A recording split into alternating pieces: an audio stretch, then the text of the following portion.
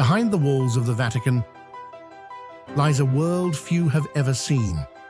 Sealed archives, hidden tombs, and ancient secrets too dangerous to reveal. For centuries, whispers of forbidden knowledge, lost prophecies, and unexplained disappearances have surrounded the heart of the Catholic Church. What is the Vatican really hiding? And why has the truth been kept from us for so long? What if the most explosive secrets of the Catholic Church were never meant to be spoken? What if someone saw too much, knew too much, and tried to warn us? Father Malachi Martin wasn't just a priest. He was a Vatican insider, a scholar of ancient languages, and a man who claimed to have read the Church's most guarded documents, including the sealed Third Secret of Fatima. But in his final years, Martin transformed from a loyal servant of Rome into one of its most chilling critics. He spoke of satanic infiltration within the Church, of hidden cabals, of a spiritual war being fought behind closed doors. And then, just as suddenly, he died under circumstances that raised more questions than answers. But his warnings didn't die with him. Whispers remain. Manuscripts never published, interviews never aired, files never opened. What did Malachi Martin leave behind? And why has no one dared to release it? This is the story of the files that vanished and the truths that might have died to protect them. Malachi Martin was no mere commentator. Born in Ireland, he became a priest and scholar, fluent in multiple ancient languages and deeply knowledgeable in Semitic culture, archaeology, and biblical theology. In the 1950s and early 60s, he worked directly under Cardinal B, a major figure in the Second Vatican Council, and participated in sensitive theological negotiations with both Jewish and Orthodox leaders.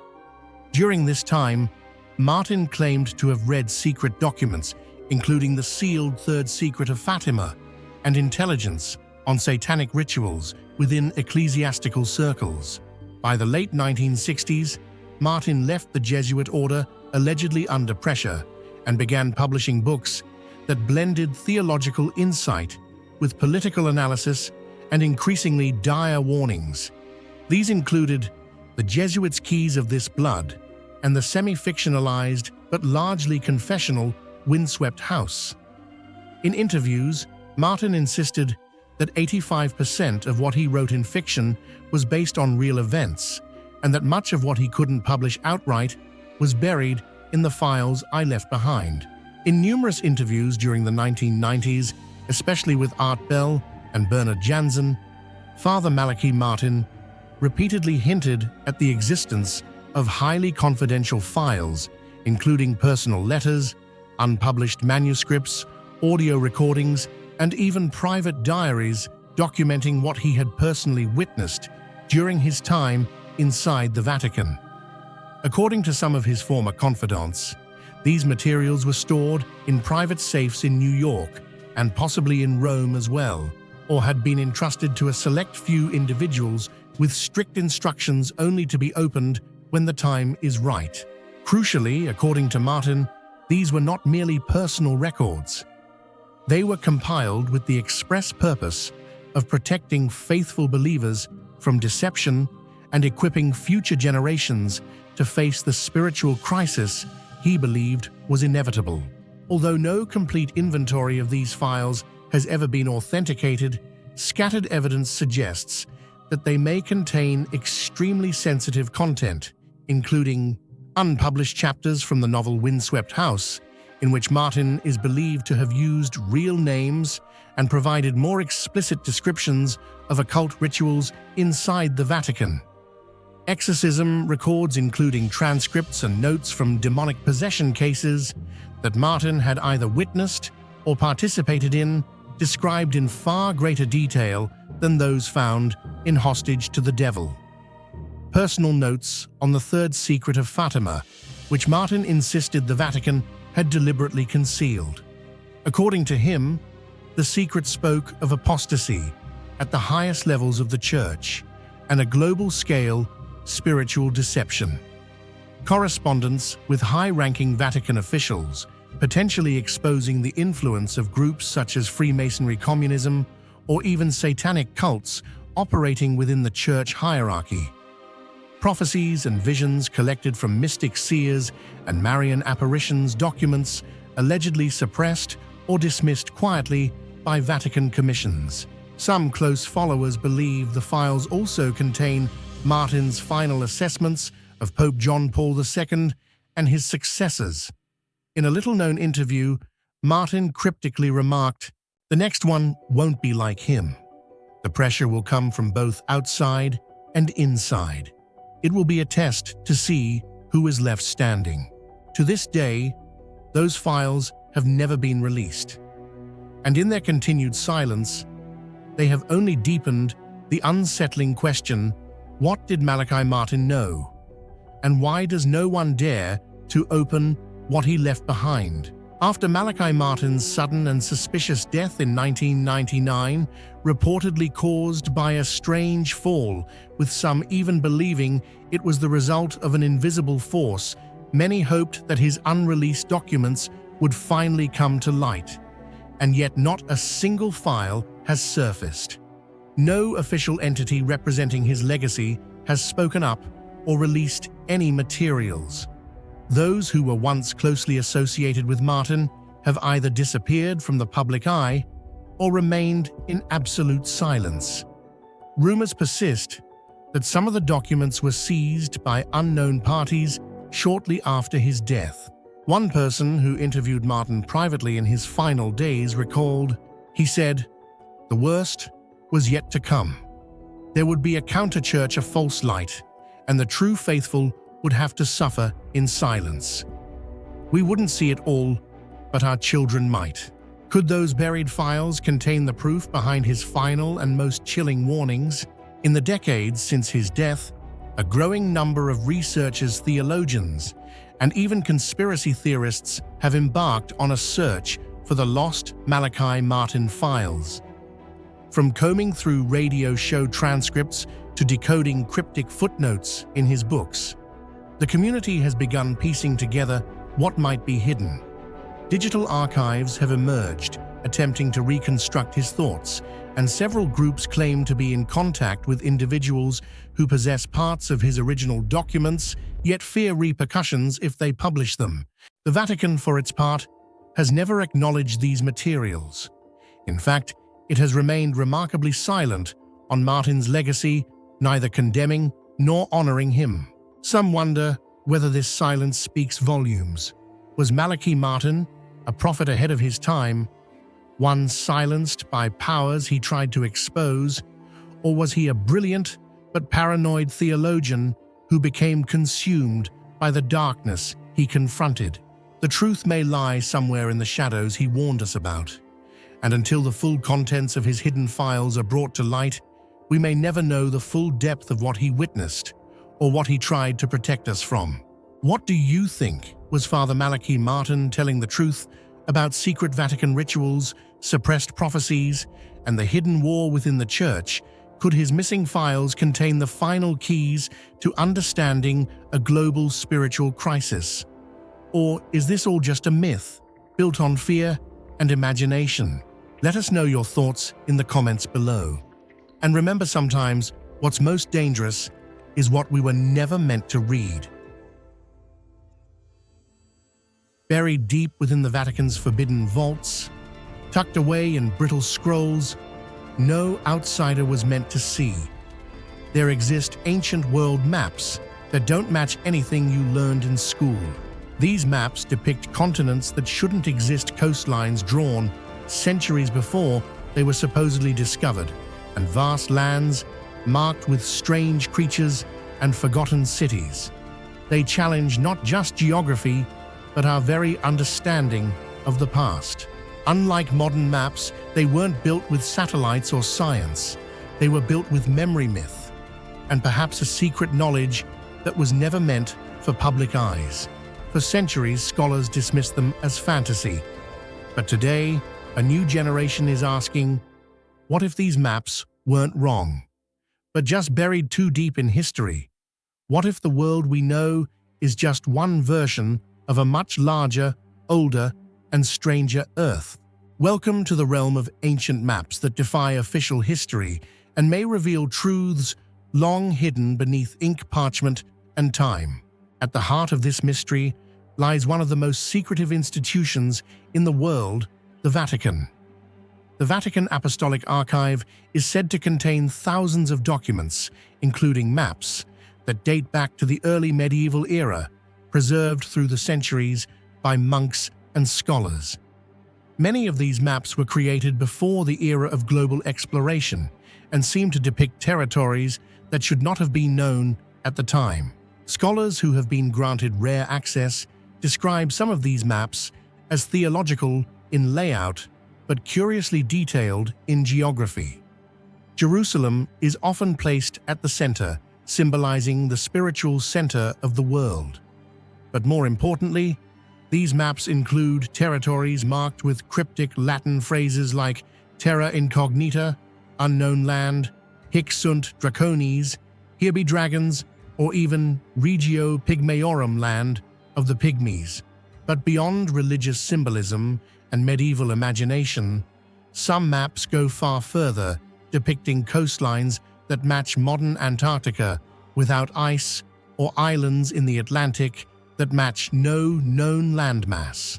One of the most controversial and provocative aspects of ancient maps lies in this: they depict lands that do not exist on modern maps. These are not just symbolic blank spaces.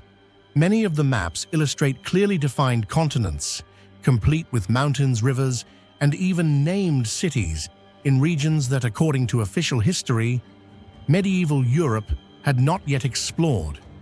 The most famous example is the Piri Reis map, drawn in 1513 in Turkey. Though it did not originate from the Vatican, this map appears to depict the coast of South America and even a portion of Antarctica without ice, long before either region was officially discovered. This raises the unsettling possibility that an ancient knowledge of global geography may have once existed but was erased or censored. Equally strange are the maps believed to be stored within the Vatican archives, which portray a large continent west of Africa and south of the Azores, drawn centuries before the New World came into view. These maps are not simply rough sketches. They include place names, mountain ranges, and descriptions of populations, as if the mapmakers had real knowledge of these lands. Then there is the phenomenon of phantom islands, such as High Brazil Antillia and Thule, which appeared on nautical maps for centuries and were only removed in recent times. These islands were described in such rich detail, with kings, inhabitants, and cultures, that one might think they were real. So we must ask, were these simply the result of error, myths from sailors, or were they records of expeditions deliberately hidden from official history? One of the most debated ideas among ancient map researchers is the possibility that long-lost civilizations may have possessed geographical knowledge far beyond what we know today. The remaining mysterious maps seem to hint at a forgotten global knowledge system developed during a pre-modern era in which humans may have understood the true shape of the Earth's major sea routes and even the macro structure of continents. Some researchers even believe that these maps are the legacy of a primitive yet remarkably accurate cartographic tradition passed down through generations from advanced civilizations, possibly legendary cultures such as Atlantis Mu or Lemuria. Going even further, many of these maps appear to be linked to astronomical phenomena, global energy grid systems, or sophisticated mathematical proportions, things that require deep understanding of the Earth's dimensions and structure far beyond the capabilities of medieval societies.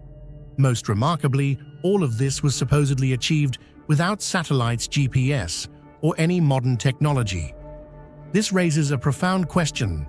Could humanity have once reached a glorious level of development only to vanish, leaving behind maps as silent witnesses to a forgotten world? Why would such maps be hidden away? Is it because they challenge religious narratives, colonial history, or scientific consensus? Or is it because they contain knowledge that could disrupt the current understanding of human history and geography? Throughout the centuries, the Vatican has played a careful role in curating the flow of information. Certain texts were labeled heretical and others simply vanished. It's possible that some maps were considered too politically dangerous or theologically problematic, especially if they depicted regions not yet Christianized or suggested prior knowledge of the world outside biblical chronology. In some cases, maps may have been misunderstood or dismissed for being inconsistent with modern perceptions, but a closer look reveals something stranger: patterns across maps from different sources separated by geography and centuries, showing similar, unverified regions. Coincidence or convergence of forgotten knowledge? For too long, these maps have been treated as decorative or symbolic. But now, as satellite imaging, ocean floor mapping, and climate science uncover new anomalies like submerged structures, ancient coastlines, or massive underwater plateaus, some of the details on these ancient charts start to make eerie sense. Could these maps be echoing the geography of a past Earth, a time before rising sea levels buried cities, before pole shifts altered coastlines, before entire civilizations disappeared from history? One particularly interesting point: several maps seem to show Antarctica without its ice sheet, a fact confirmed by 20th century seismic radar mapping beneath the ice. If these ancient maps are accurate, who made them and how? The ancient world maps stored in places like the Vatican may not just be historical artifacts, they might be fragments of a forgotten world order, drawn by those who knew more than we do or passed down through secret channels of knowledge. Whether you're a skeptic or a seeker, one thing is clear: these maps lie outside the official story. They invite us to question what we know, to look beyond the sanitized timelines of textbooks, to ask, what if we've only been told half the story? And maybe, just maybe, the key to unlocking our real past has been waiting silently in a dark archive beneath Vatican stone.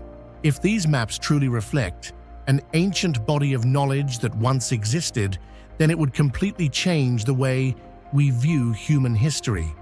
But what do you think? Is this just a strange coincidence, the imagination of ancient minds, or evidence left behind by a civilization that vanished from human memory? Share your thoughts in the comments. Do you believe in hidden knowledge, or do you stand with what official history tells us? We'd love to hear your perspective.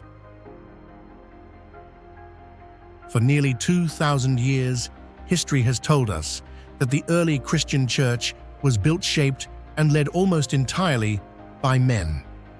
But what if that story is incomplete, deliberately so hidden beneath layers of doctrinal edits, buried in forgotten manuscripts, and faintly echoed in ancient catacomb art? Lies a very different narrative, a time when women preached, led, and were called apostles. They were not just helpers, they were the shepherds, the spiritual guides, the teachers, and then they disappeared. This wasn't by accident. As Christianity transformed into empire and theology hardened into hierarchy, the role of women wasn't merely overlooked, it was erased. Names were altered, titles were mistranslated, powerful female figures were cast aside or recast into silence. And for centuries, the world accepted this version of history without question. But today, scholars are peeling back the layers, and what they're finding isn't just surprising, it's revolutionary. Because if women once stood at the heart of the church, who decided they no longer could? And more importantly, why? One of the most glaring examples of this erasure is the case of Junia, a woman mentioned by the Apostle Paul in Romans 16:7 as being outstanding among the apostles. For centuries, this reference stood uncontested. Junia was honored in the early church as a female apostle, a position of high spiritual authority. But somewhere along the line, something changed. As Latin translations of the New Testament gained dominance, particularly during the medieval period, Junia's name was mysteriously altered to Junias, a masculine form that does not exist in any known Roman records as a real name. The reasoning male scholars could not reconcile the idea that a woman could be considered an apostle, so the text was simply adjusted to fit their worldview. This is not a matter of debate, it's a documented linguistic alteration, and it's only one of many. Among the many apocryphal texts unearthed in the sands of Egypt and hidden monasteries lies the Gospel of Mary, attributed to Mary Magdalene. Far from the repentant sinner or prostitute of Western tradition, this Mary is portrayed as a teacher confidant and possibly the spiritual equal of Jesus himself. In this text, Mary shares divine teachings that the male disciples did not understand. When she speaks, Peter becomes visibly uncomfortable, asking, "Did he really speak privately with a woman and not openly to us?" It is Levi who defends her, rebuking Peter and affirming Mary's wisdom and strength. The Gospel of Mary was not included in the canonical New Testament. Was it because its theology was heretical, or because it elevated the voice of a woman in a way that challenged early patriarchal structures? One of the most troubling and undeniable signs that the role of women in the early church was deliberately erased lies in the subtle manipulations of religious texts, especially through centuries of translation and copying of the Bible. As Christianity evolved from a persecuted faith into a powerful political religious institution under the Roman Empire, the canonical texts no longer remained untouched.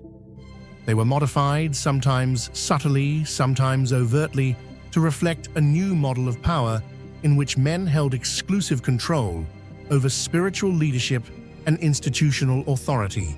In many Greek manuscripts of the Bible, modern scholars have identified that gendered nouns and pronouns were altered when translated into Latin, making it appear as if all important roles within the community were exclusively male.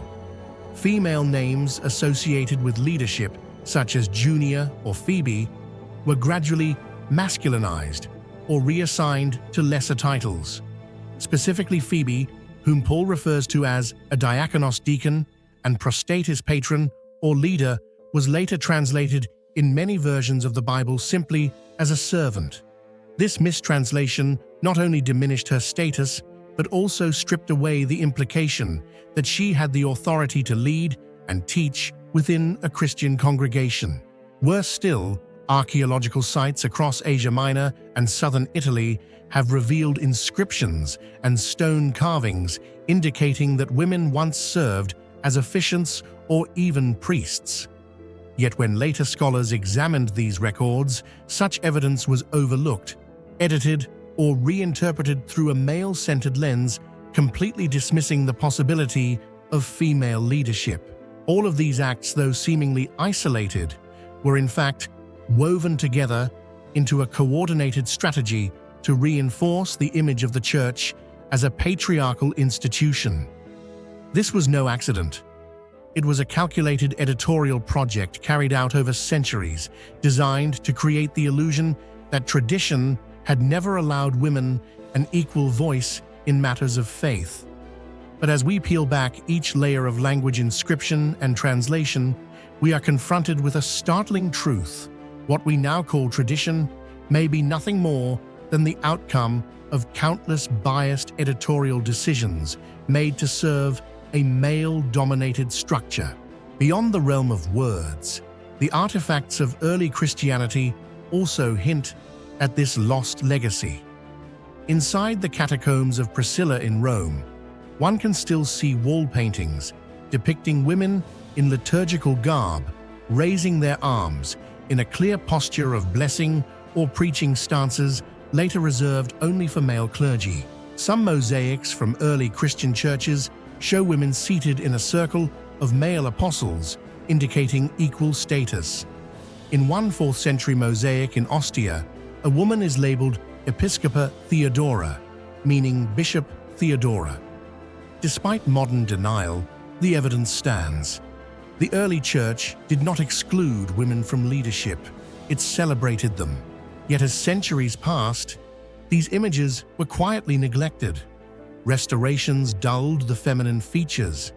Labels were scratched off. The institutional memory was wiped clean. The deliberate nature of these omissions suggests more than coincidence. As Christianity became the official religion of the Roman Empire, structure, hierarchy, and political control became essential.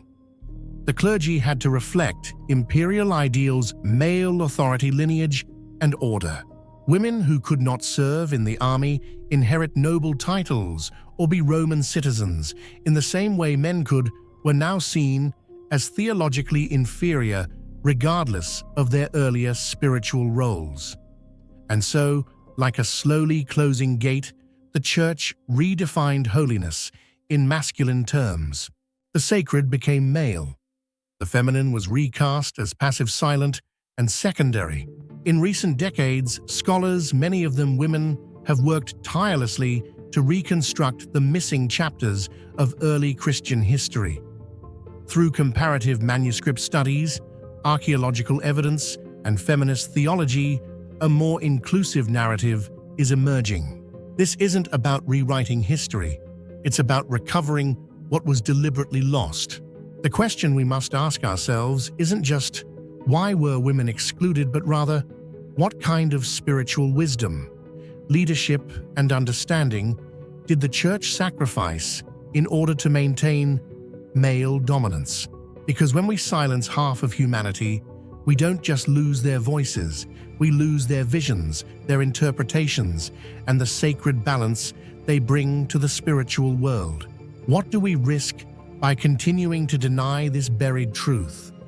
And what might we rediscover if we dared to listen again to the silenced apostles of the past? What do you think about this? If women once held spiritual leadership roles in the early church, should history be rewritten?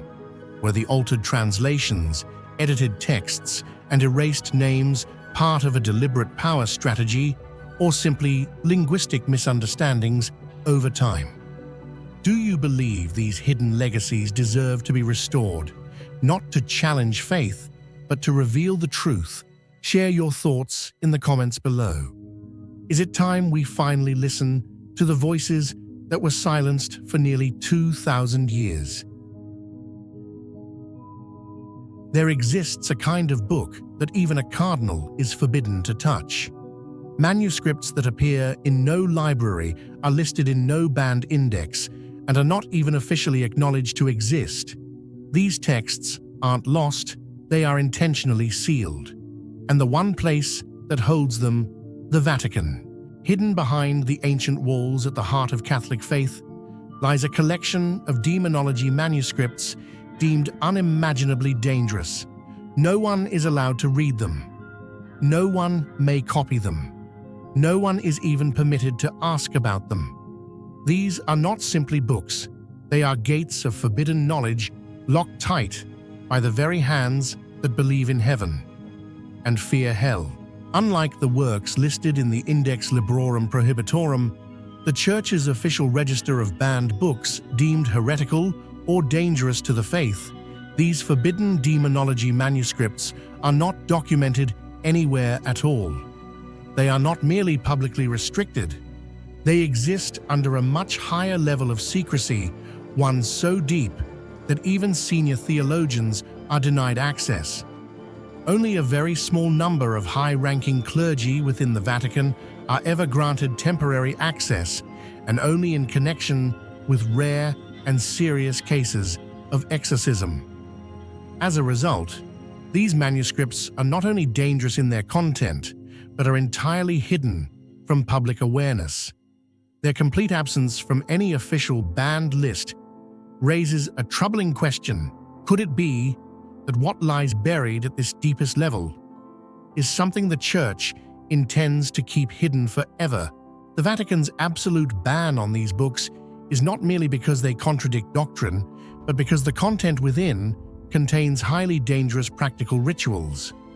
These are not abstract theological writings on demonology, they are explicit instructions for summoning, commanding, or sealing demonic entities.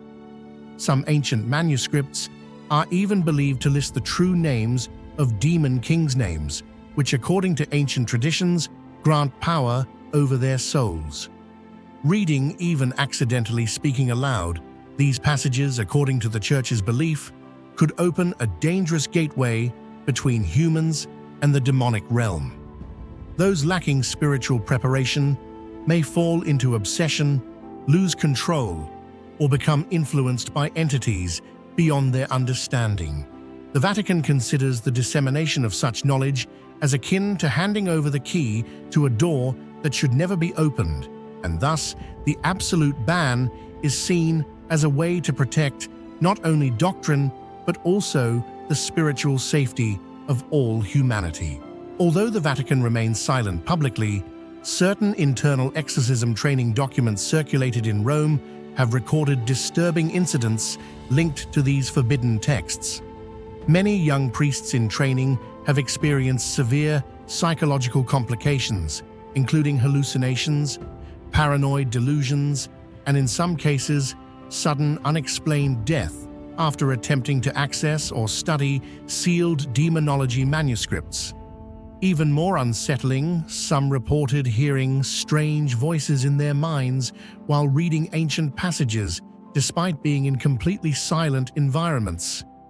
These phenomena defy simple psychological explanations, prompting the Vatican to become even more determined to seal off all access, rejecting requests even from esteemed scholars and seasoned theologians.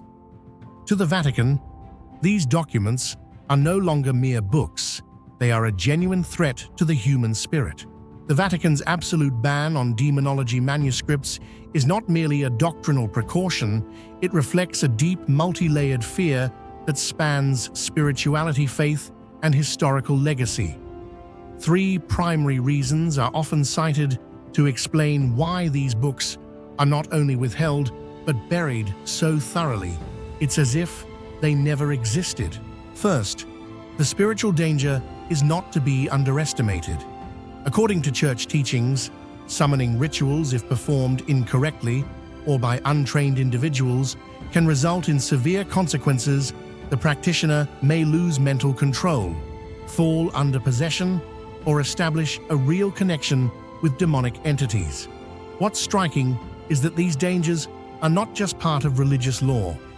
They've been documented in real-life exorcism cases, reinforcing the Church's belief that such risks are genuine and must be strictly prevented. Second, publicizing knowledge that contradicts doctrine could destabilize the foundation of faith.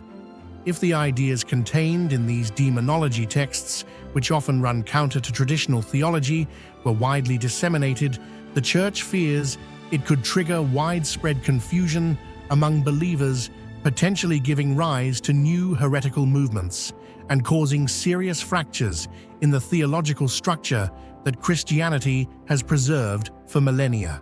Lastly, the Vatican may be protecting its own history.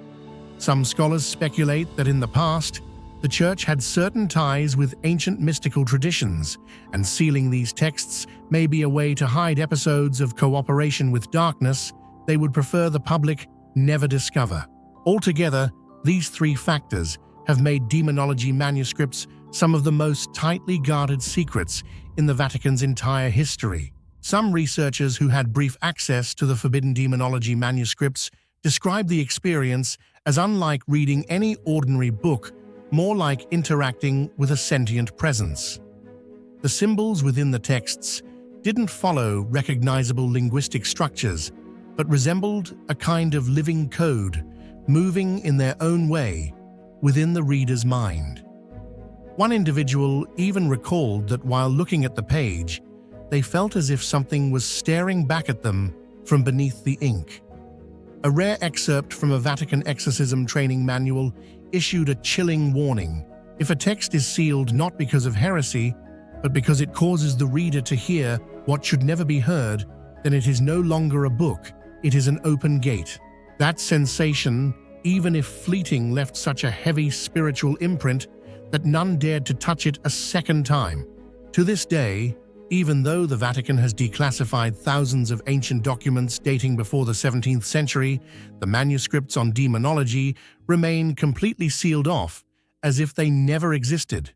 No one knows exactly how many such texts there are, what language they were written in, who authored them, or whether they are still being preserved or have already been secretly destroyed. This absolute silence not only deepens the mystery, but also fuels suspicion that something too dangerous to reveal still lies hidden, a kind of knowledge the Church believes the world is not yet ready to confront.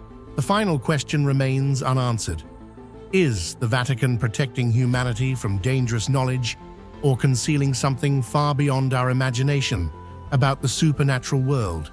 If one day these sealed manuscripts were to be revealed, humanity might face two possibilities: enlightenment, unlocking forgotten ancient truths about the soul and the universe, or destruction for awakening things that were meant to remain forever silent. What do you think about the Vatican's absolute ban on these manuscripts? Is it a necessary act to protect humanity from dangerous knowledge, or the greatest cover-up in the history of faith? If you had the chance to access these books, would you read them or leave them untouched forever? Share your thoughts in the comments below, and don't forget to let us know. Do you believe in real supernatural danger or see it as a tool of religious control? What if buried deep within the Vatican lies the genetic code of Jesus Christ himself? And what if the Church guardian of that secret has spent decades ensuring the world never finds out? Imagine a single drop of blood, a fragment of cloth, a relic long hidden behind sealed doors, holding within it the DNA of the most influential figure in human history. Not a metaphor, not a symbol, but biological evidence.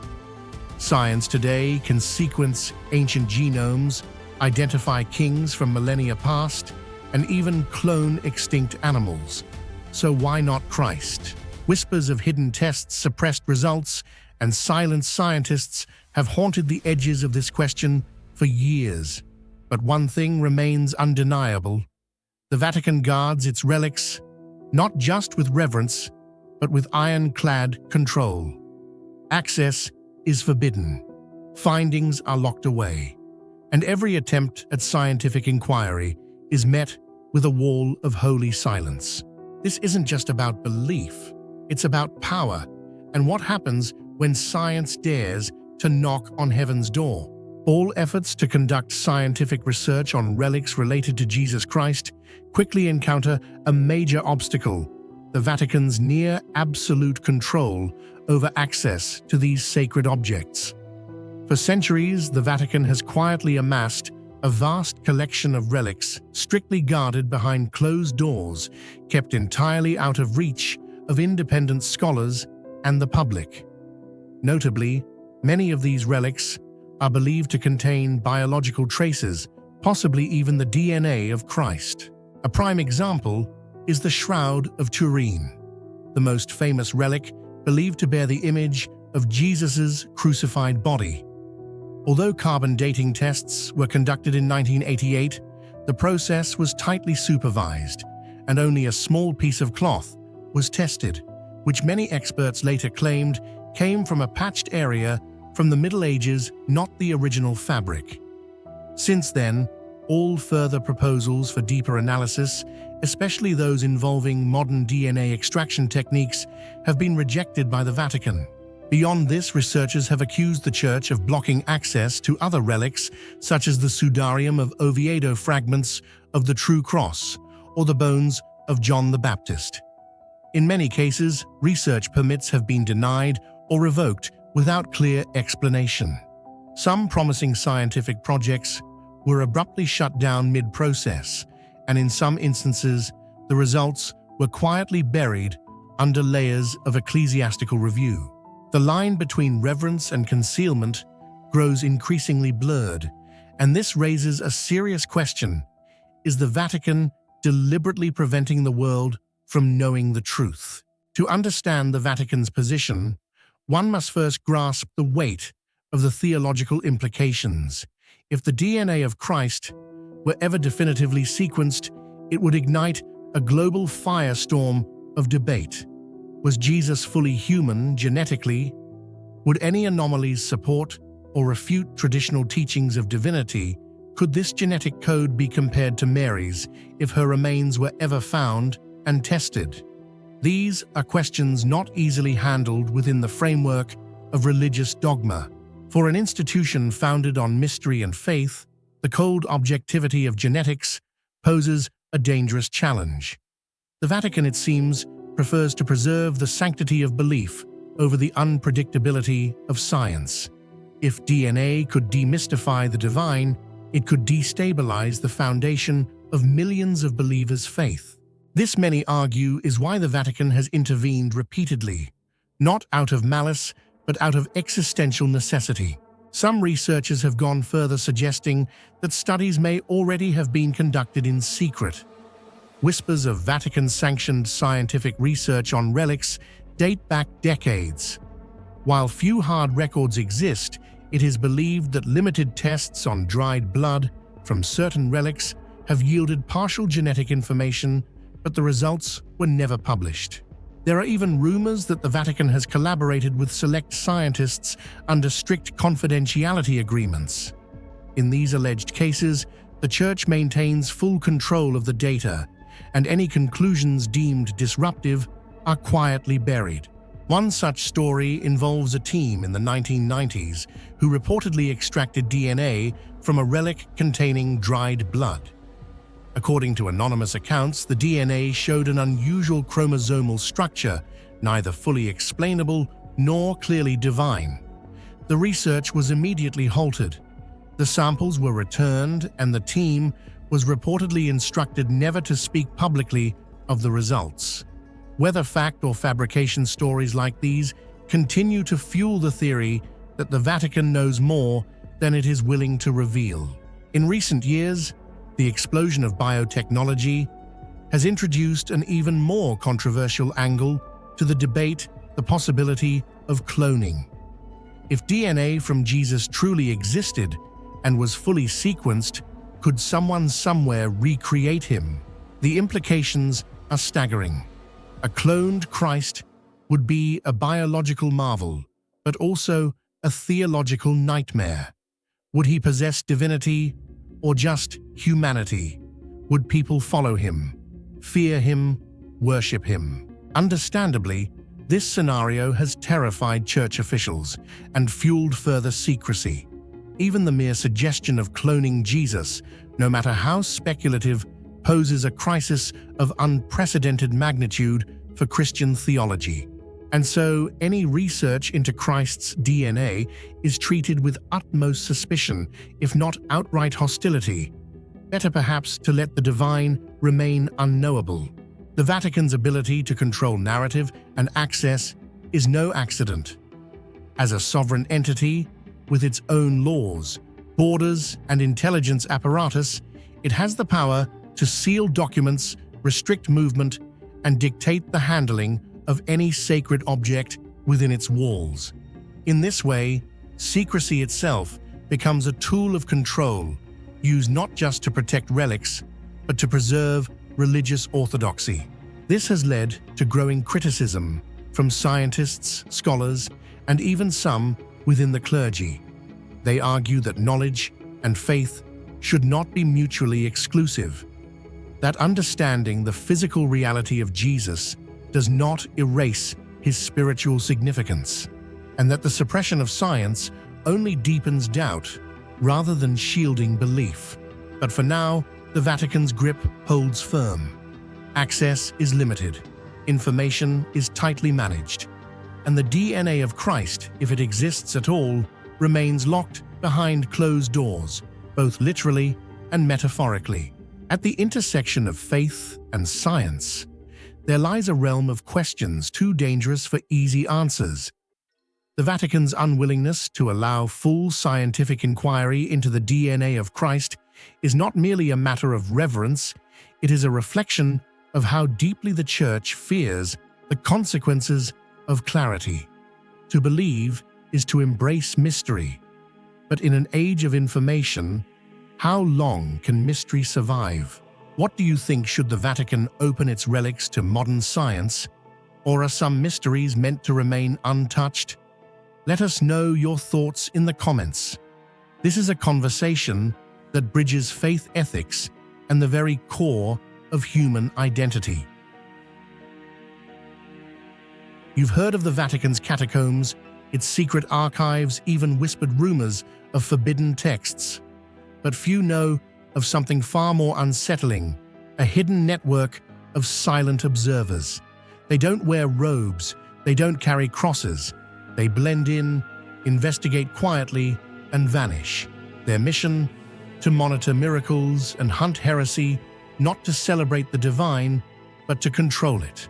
For over 1,000 years, the Church has sent these hidden agents to investigate claims of bleeding statues, visions of the Virgin, or unexplained healings. They don't arrive to believe. They arrive to disprove. This is not a story of blind faith. It's the story of watchers who decide what the faithful are allowed to believe and what must be buried forever. While the common faithful often look to the Vatican for inspiration, doctrine, and tradition, few are aware that behind the grandeur of St. Peter's Basilica exists a quieter, more cautious authority.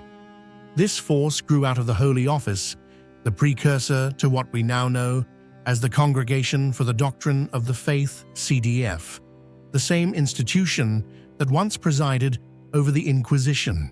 Today, this evolved body no longer seeks heretics at the stake, but its mission remains protective and investigative. It watches.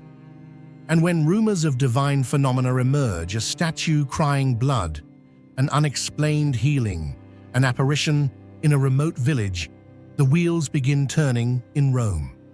Rarely do such events escape notice. Even more rarely do they get publicly endorsed. At the core of this entire network lies the second point of mystery, a methodical, almost forensic investigation process into alleged miracles. Contrary to popular belief, the Vatican does not jump to celebrate divine phenomena. It does not applaud every vision or unexplained occurrence. Instead, it applies the most skeptical lens imaginable, one that blends modern science, psychology, theology, and even covert observation. When a miracle is reported, a small team, often composed of medical experts, theologians, and anonymous observers, is quietly dispatched to the location. These are not public figures. They do not arrive in robes or crosses. Many are former academics or clerics trained in discernment. Their goal to observe, to interview, and to disprove. That is the default assumption that the miracle is not real unless proven otherwise. They question witnesses independently. They collect medical records. They consult with local clergy. In some cases, they even exhume bodies, test soil and water samples, and install hidden cameras. Their approach is often more stringent than secular investigations. And if fraud or psychological influence is even remotely suspected, the case is closed quietly with no fanfare. Perhaps most chilling is the fact that these investigations are rarely disclosed to the public. Many alleged miracles never even reach the ears of the Vatican's higher authorities, having been intercepted and debunked by these local watchers beforehand. The public sees only a few approved miracles per century. Behind each, there are hundreds of rejected ones stored in silent files or archived without trace. The Church has learned over centuries of schisms, false prophets, and public hysteria that uncontrolled belief in the miraculous can be dangerous. A vision in a village could become a cult. A claim of divine healing could lead to disillusionment or even death. And most importantly, Anything that challenges Rome's theological centrality must be examined with caution. This is why many cases, even those with considerable local popularity, are kept under wraps for decades. The Vatican rarely makes public announcements until every possible natural explanation is ruled out. And even then, approval doesn't come from excitement, it comes from necessity. It must serve doctrine, not disrupt it. One of the most unique characteristics of this system is its facelessness. There is no office plaque that reads Department of Miracle Verification.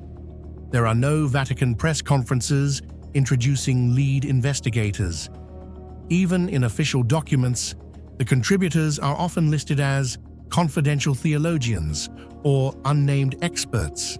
Their anonymity serves a purpose. It protects the process from outside influence, prevents media pressure, and ensures their mission truth through silence. Some of these watchers serve for decades, retiring without ever being publicly acknowledged.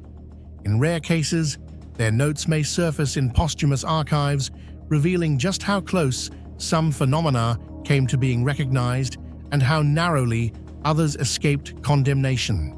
Throughout modern history, we can trace the fingerprints of these watchers on countless phenomena. In Medjugorje, the Marian apparitions of Bosnia-Herzegovina that drew millions of Vatican observers have visited repeatedly, but the Church has delayed full endorsement for over 40 years.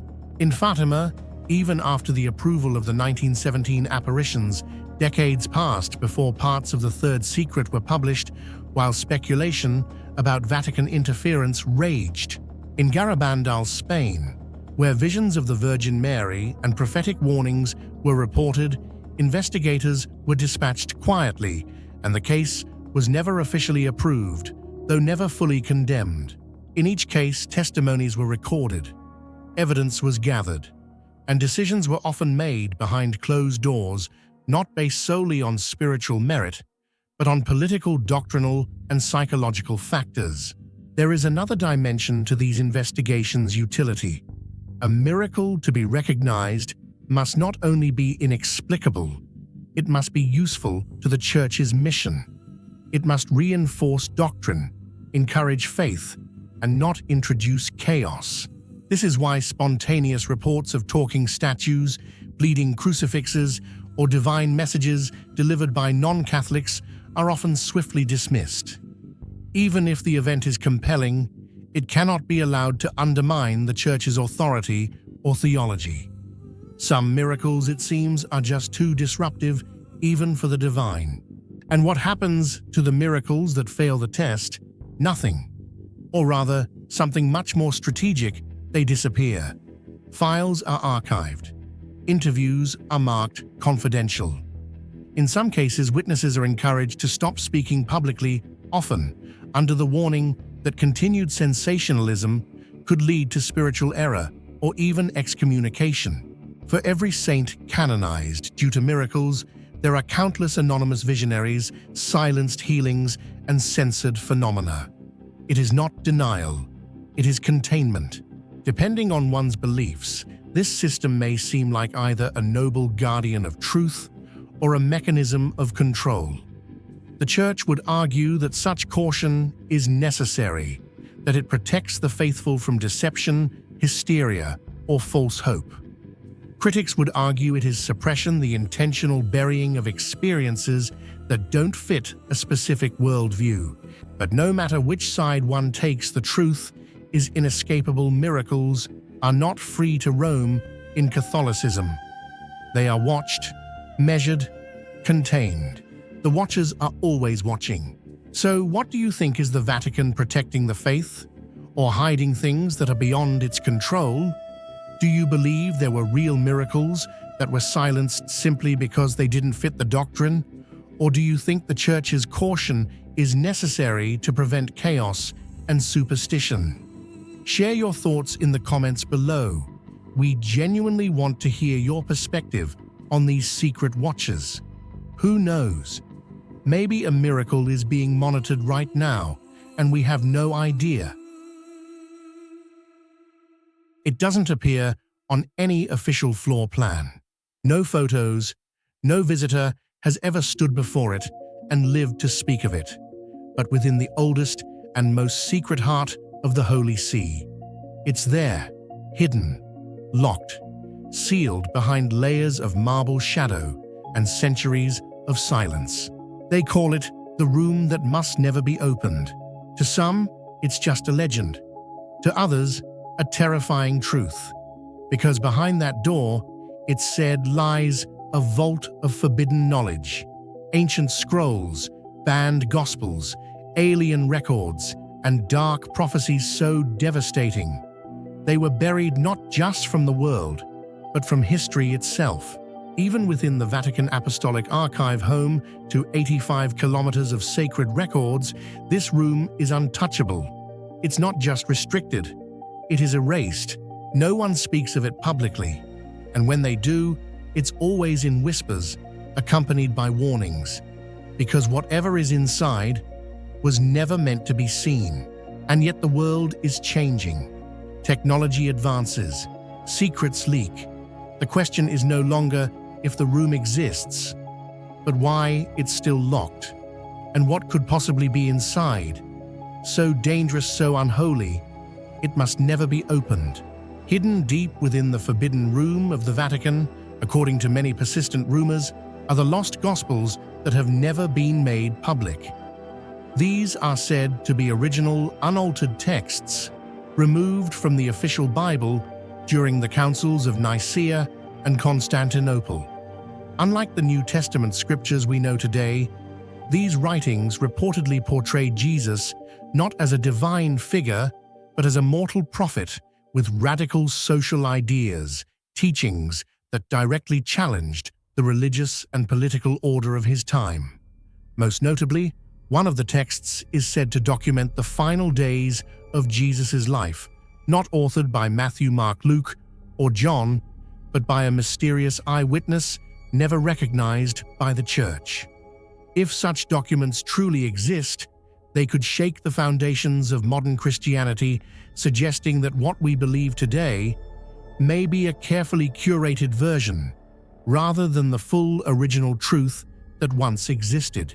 Yes, it may sound like the plot of a science fiction novel, but the Vatican has long had an interest in astronomy. Its own observatory, the Spicola Vaticana, has tracked celestial activity since the 16th century. Some insiders allege that within the room lies evidence of anomalous cosmic signals, even direct accounts of contact or sightings dating back to medieval times. Could these include transcripts of Vatican-sanctioned investigations into visitors from the sky? If so, they would force the Church and humanity to re-evaluate our place in the universe. One of the most chilling contents rumored to be locked away inside the Forbidden Room is a collection of ancient exorcism manuscripts, not the well-known magical texts like the Lesser Key of Solomon, but handwritten, encrypted documents compiled by Vatican exorcists over centuries. These texts are believed to record hundreds of direct encounters with non-human entities, real cases of demonic possession that occurred across Europe and even within the Vatican itself. Some of the records describe in detail extremely dangerous exorcism rituals so intense that the priests involved reportedly suffered lasting psychological damage. If these documents truly exist, they not only confirm the real presence of dark supernatural forces, but raise a disturbing question. Is the Church hiding a far darker dimension of the spiritual world, one that humanity is not yet ready to face? While the world is aware of the three secrets of Fatima, fewer know that other prophecies may have been received and suppressed. Within the room may lie sealed scrolls, reportedly dictated to mystics under divine trance, predicting not just the fate of the Church, but global catastrophes, celestial alignments, and the collapse of empires. Some claim these were written in languages not spoken by the scribes under conditions resembling modern accounts of channeling. If released, they might be interpreted as warnings or as threats to the political order. One of the strangest and most controversial theories surrounding the Vatican's Forbidden Room is the existence of biological specimens of unexplained origin, believed to be the remnants of entities not entirely human. These objects may include ancient skulls deformed in unnatural ways, elongated bones with structures unlike any known primate, or even partially decayed soft tissue preserved under strict secrecy. The shocking part is this: according to scientists who reportedly collaborated on secret Vatican-funded projects, genetic analyses of these samples revealed DNA sequences that do not match any known species in modern biological classification systems. These anomalous relics are believed to have been collected by the Vatican from undisclosed archaeological sites or acquired through secret international channels. If these are more than just rumors, they raise questions that could overturn the very foundation of human knowledge. Is the biblical story of creation truly the only origin of mankind? And if beings exist with genetic codes foreign to humanity, where did they come from? Did they evolve parallel to humans? Are they part of a prehistory we've forgotten? Or more disturbingly, did they not originate from Earth at all? Perhaps these are the very questions that explain why the room must remain forever sealed. One of the most terrifying and mysterious rumors surrounding the Vatican's Forbidden Room is the existence of a strange red book unofficially known as the Book of Forbidden Names. This book is believed to be written in ancient Latin, not only preserving highly secretive occult knowledge, but also containing the true names of angels and demons, names strictly forbidden to be spoken aloud. In ancient beliefs and esoteric traditions, a true name is not just a label, it is a key that governs the essence, power, and presence of a being.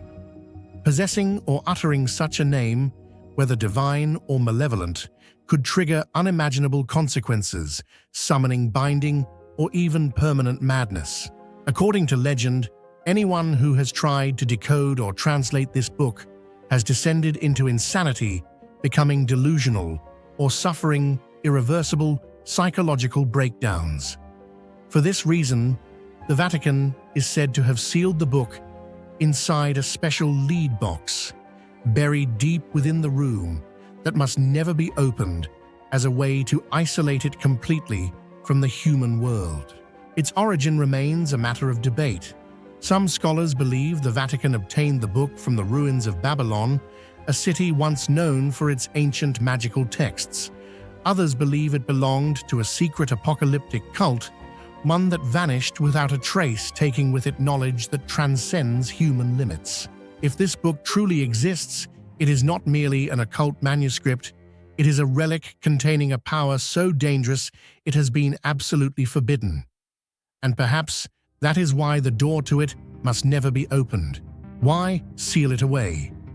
If these accounts are even partially true, the Vatican's reasoning becomes clear: such materials are too powerful to be released into the world without consequences. They might fracture faith, they could destabilize nations, or worse, provoke a descent into chaos driven by knowledge we are not ready to wield. But some ask a different question. Does the Church hide these things to protect humanity or to protect itself?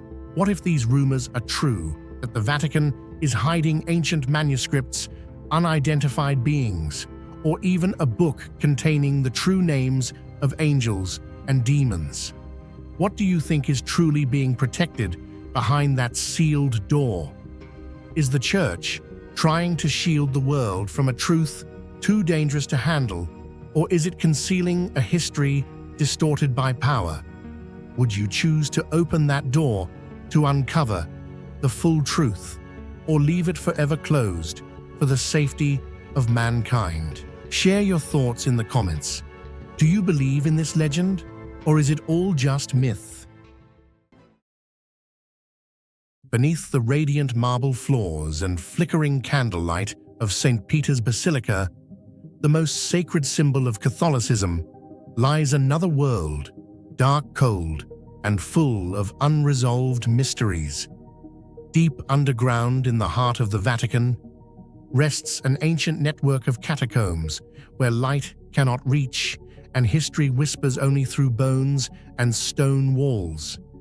This is not just an old burial ground, it is a labyrinth where power, faith, and untold secrets are buried together. Within that maze are sealed doors, blocked passages, and undisclosed tombs, chapters of history the world may never be allowed to read. The Vatican above is a kingdom of light and belief, but beneath it lies a kingdom of shadow, of unanswered questions and truths buried too deep. Beneath modern-day Vatican lies the necropolis, also known as the City of the Dead, an ancient open-air cemetery dating back to the Roman Empire. Originally, it served as a burial ground for Roman nobles and citizens, but as Christianity rose and St. Peter, the Apostle, considered the first pope, was executed and buried there, the site quickly became the Sacred Heart of the Christian faith. Over time, layers of tombs were built atop one another through the centuries, forming a vast underground labyrinth stretching hundreds of meters and preserving over 2,000 years of religious and political history. More than just a resting place for believers, the necropolis stands as a living witness to the transformation of an entire civilization, from Roman paganism to Christian devotion. What draws the most attention in the Vatican catacombs is not what has already been uncovered, but rather what remains hidden.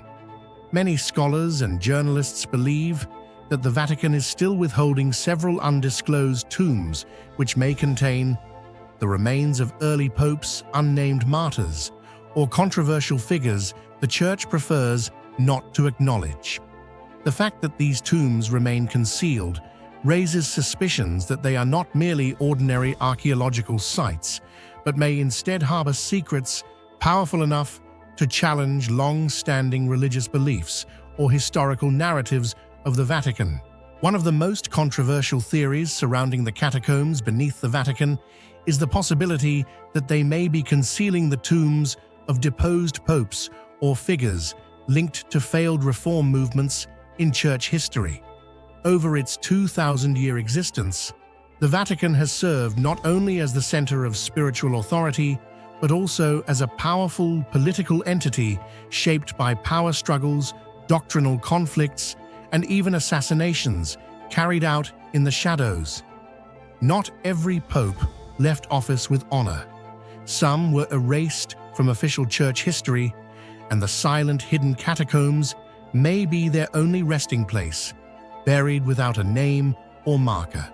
There are also persistent rumors that some of these hidden tombs belong to individuals once condemned as heretics by the Church, yet who held significant influence among the faithful of their time. These figures, whose ideas contradicted official doctrine, were often executed and purged from historical memory. However, some scholars believe that their remains may have been secretly buried near or within the Vatican, perhaps as a discreet act of repentance or due to internal political considerations. One such figure is Giordano Bruno, the philosopher burned at the stake for challenging church cosmology. While official records deny any such burial, alternative theories suggest that his body was not discarded but quietly interred in a sacred location, possibly within the deep catacombs of the Vatican. If this were true, it would raise profound questions about how the Church manages uncomfortable truths and what it chooses to preserve in the darkness. One of the main reasons the mysterious tombs beneath the Vatican have never been revealed is due to the exceptionally strict access restrictions placed on the deepest areas of the catacombs. Only a very small group of archaeologists, specially authorized by the Vatican and working under tight supervision, are permitted to conduct excavations. Most of the deeper, more complex tunnels have been permanently sealed off officially for structural safety, but it's widely suspected this also serves to prevent discoveries that could spark controversy or challenge long-standing religious narratives.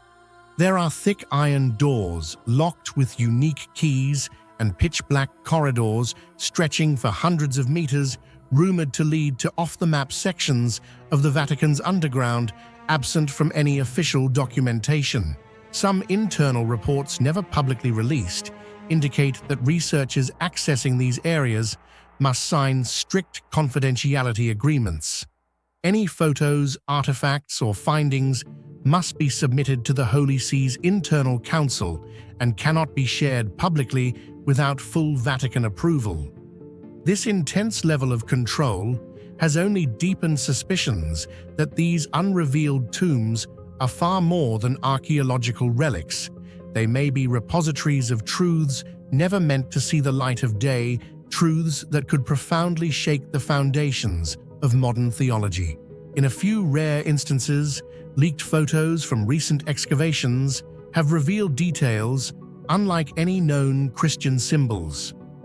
There are unfamiliar carvings, absent from official doctrine, etched into the stone walls and ceilings of deep underground tombs. Some burial chambers were constructed with architectural styles entirely foreign to traditional Roman or Christian design, featuring asymmetrical arches walls adorned with intricate geometric patterns or layouts suggestive of non-Christian ritual use. Additionally, numerous artifacts made of gold, silver, or ancient ceramics have been discovered in these areas, bearing the distinct influence of foreign civilizations such as ancient Egypt, Greece, or even the Far East. These findings have led scholars to ask a pressing question. Were all the individuals buried here truly Christian believers, or could there have been other forces, faiths, or communities that once coexisted beneath the Vatican? And whenever such questions are brought to the Vatican, the response remains the same. We are still studying. The answer may be quite simple. Religion and politics are deeply intertwined. If an archaeological find contradicts long-held traditions, doctrines, or the divine image of the Church, then withholding it might seem safer. This is not uncommon. Major religions throughout history have always had gray zones never officially revealed. An even bolder theory suggests that these tombs are part of a larger underground network connecting religious facilities, secret archives, and even vaults housing relics never shown to the public. In a world where information is power, concealing a tomb might mean hiding a part of the truth. Whether you're a believer, a history researcher, or just someone fascinated by unsolved mysteries, the Vatican catacombs, with their unrevealed tombs, remain one of the most compelling enigmas of the modern world. Could it be that a hidden layer of history still lies out of reach? Is someone once alive, once powerful, now forgotten, buried in silence, beneath a place we thought we knew? If there are tombs hidden beneath the Vatican, and if within them lie secrets that could change the way we understand religion, history, or the people who once lived, then is silence still the right choice?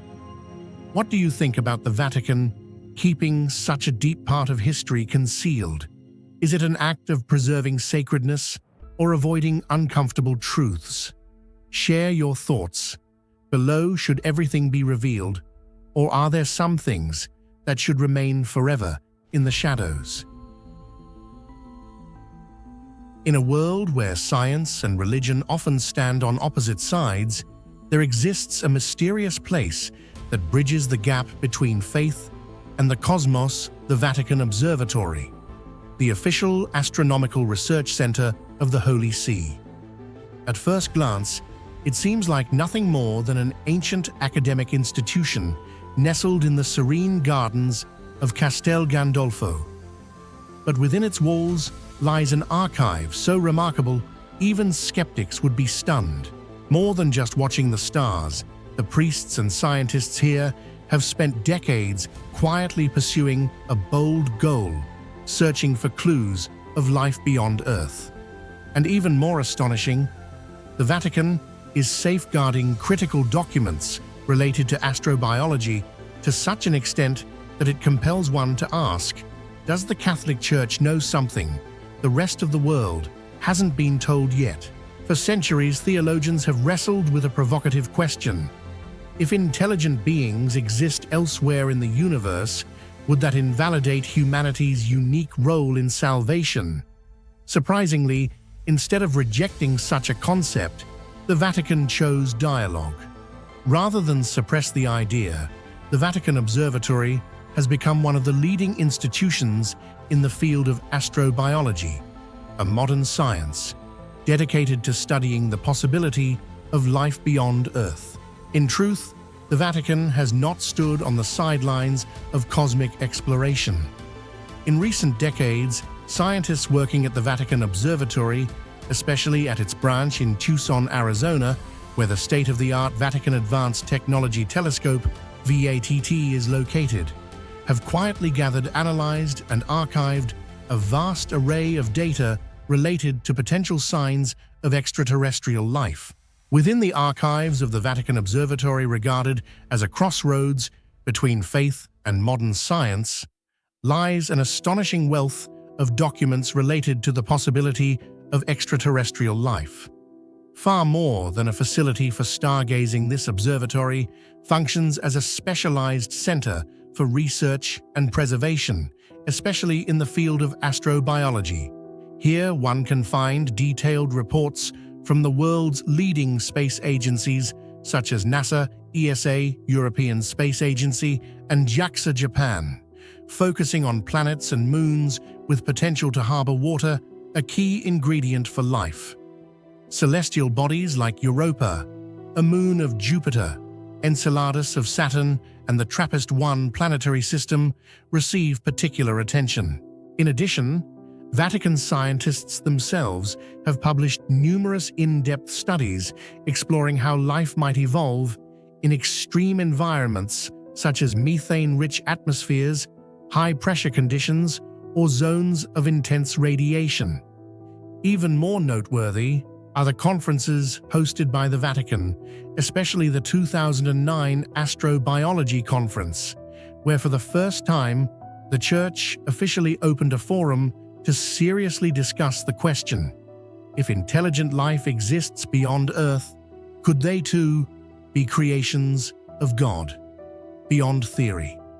The Vatican Observatory collaborates with international observatories and employs its advanced Vatican Advanced Technology Telescope VATT to capture images and gather data from planets located within the so-called habitable zones regions where life might emerge.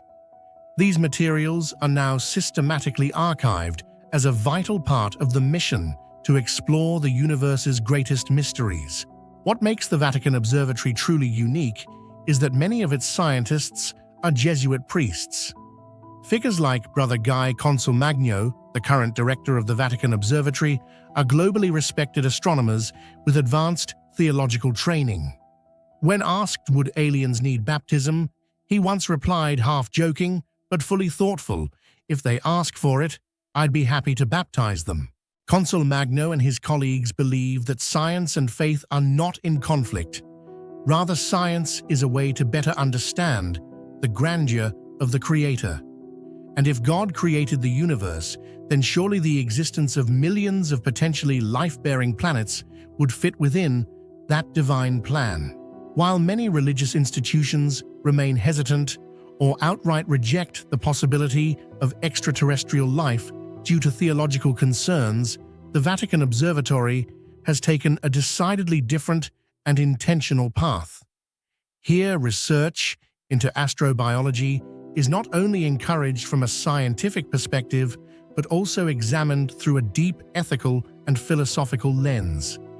Questions once considered taboo, such as, if humanity detects a signal from an alien civilization, how should we respond? Or do extraterrestrial beings have souls, are openly discussed. Even the idea of reinterpreting the Bible in light of new discoveries is not ruled out. The Vatican Observatory does not view these questions as threats, but rather as opportunities to gain a deeper understanding of humanity's place and faith's role within the vast cosmos. It remains one of the very few religious institutions willing to embrace the possibilities that modern science is gradually revealing. Many still view the Vatican as a symbol of conservatism, especially when recalling the Galileo affair that once shook Europe.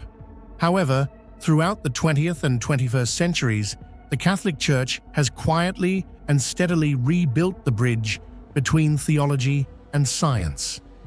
The Vatican Observatory stands as a clear testament to this transformation. The fact that Jesuit priests in their clerical robes are actively conducting research and preserving documents related to extraterrestrial life is more than just a scientific endeavor. It carries profound symbolic meaning. Faith is deliberately stepping into a realm that was once considered forbidden. This effort is carried out with the approval and even encouragement of the Holy See itself. It sends a powerful message: the Church does not shy away from the mysteries of the universe. It is ready to confront them and seek truth through an open, fearless faith. If one day humanity truly receives a confirmed signal from an extraterrestrial civilization, how should we respond? This question is not only scientific in nature, but also deeply ethical and philosophical one that Vatican scientists have contemplated for a long time. Though it is not NASA, the Vatican possesses something few research institutions do: a strong moral foundation for confronting earth-shaking discoveries. They believe that regardless of what form extraterrestrial life may take, such beings deserve dialogue, understanding, and respect as valuable creations within the vast universe. The Vatican Observatory is not merely a place for stargazing. It is a forum for dialogue between belief and reason, ancient theology and modern science religion, and the possibility of life from other worlds. Its efforts to archive and explore data about extraterrestrial life are no accident. They represent a deliberate commitment to the pursuit of truth, wherever in the universe that truth may reside. What about you? What would you think if one day we truly discovered intelligent life beyond Earth? Would it challenge your faith or make you feel that humanity is just a small part of a vast and mysterious universe? Do you believe that other beings, if they exist, could also be part of the Creator's divine plan? Share your thoughts in the comments below, because your answer might spark a fascinating conversation between science and faith. For over a century, a single question has haunted the halls of the Vatican and the minds of millions. What did the Virgin Mary truly reveal in the third secret of Fatima? It began in 1917, in the quiet hills of Fatima, Portugal, where 3 shepherd children claimed to have encountered a radiant woman who brought messages not just of hope, but of warning. The visions they described were powerful, symbolic, and terrifying. And while 2 of the secrets were eventually disclosed, the third remained hidden in the shadows of church archives for decades, fueling endless rumors, fear, and fascination. When the Vatican finally released the so-called third secret in 2000, it did little to quiet the storm. Instead, it raised even more disturbing questions. Was this the real message from heaven, or a carefully edited version? Why were the Virgin's own words missing? And what might still be buried deep within the vaults of the Holy See? This is the mystery of the third secret of Fatima, a prophecy too dangerous to tell, or a truth the world was never meant to hear. After receiving the secrets from the apparition in 1917, Lucia dos Santos, one of the 3 children, later became a Carmelite nun and remained the only surviving visionary. While the first 2 secrets were revealed by 1941, the third secret was sealed in an envelope and kept hidden for decades. Lucia wrote the third secret down in January 1944 after repeated requests by church authorities.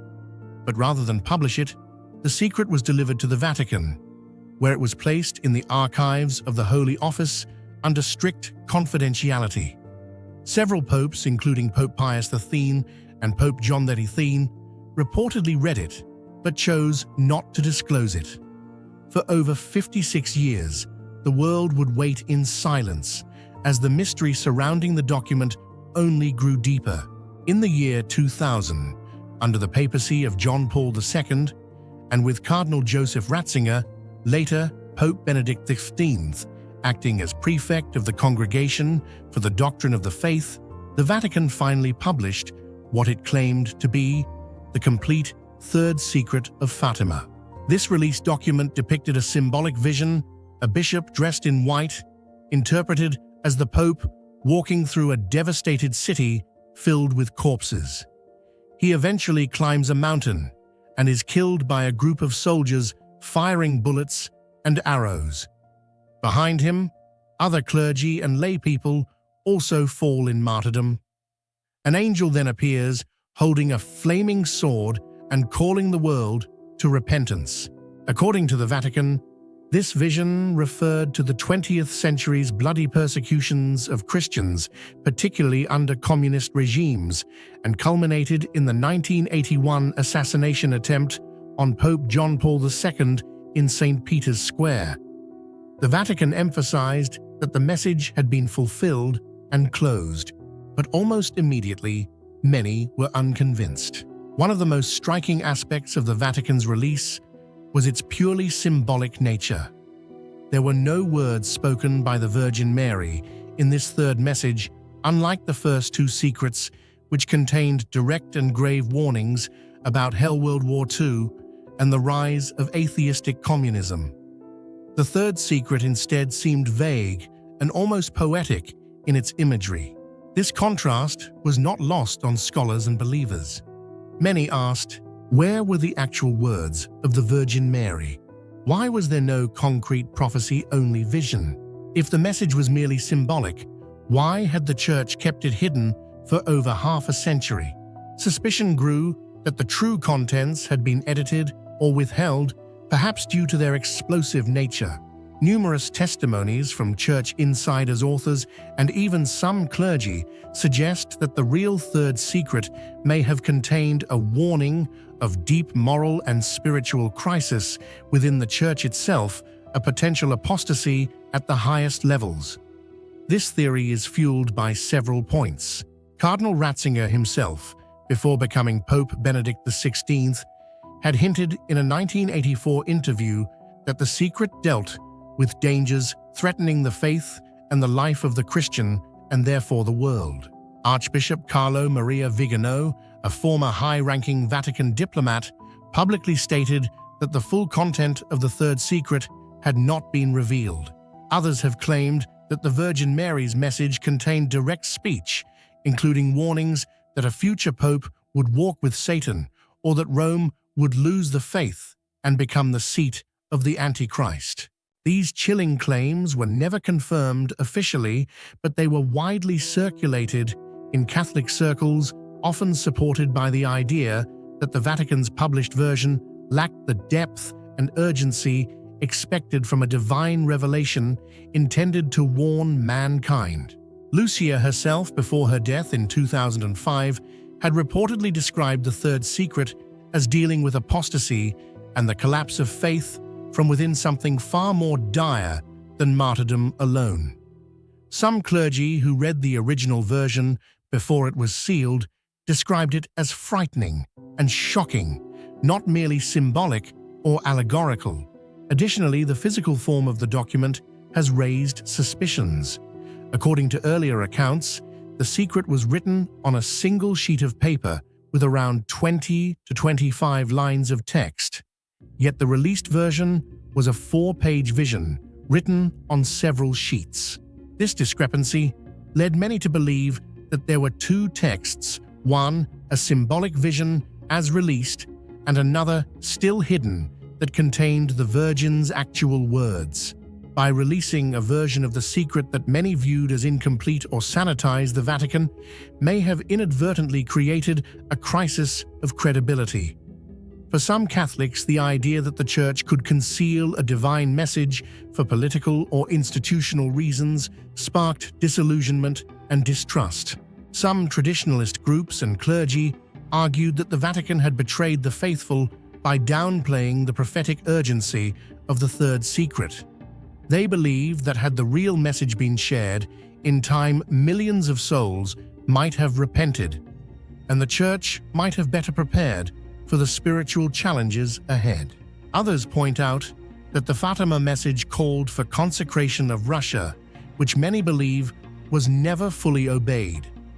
As a result, the world has continued down a path of secularism, conflict, and spiritual decay, just as the hidden message may have warned.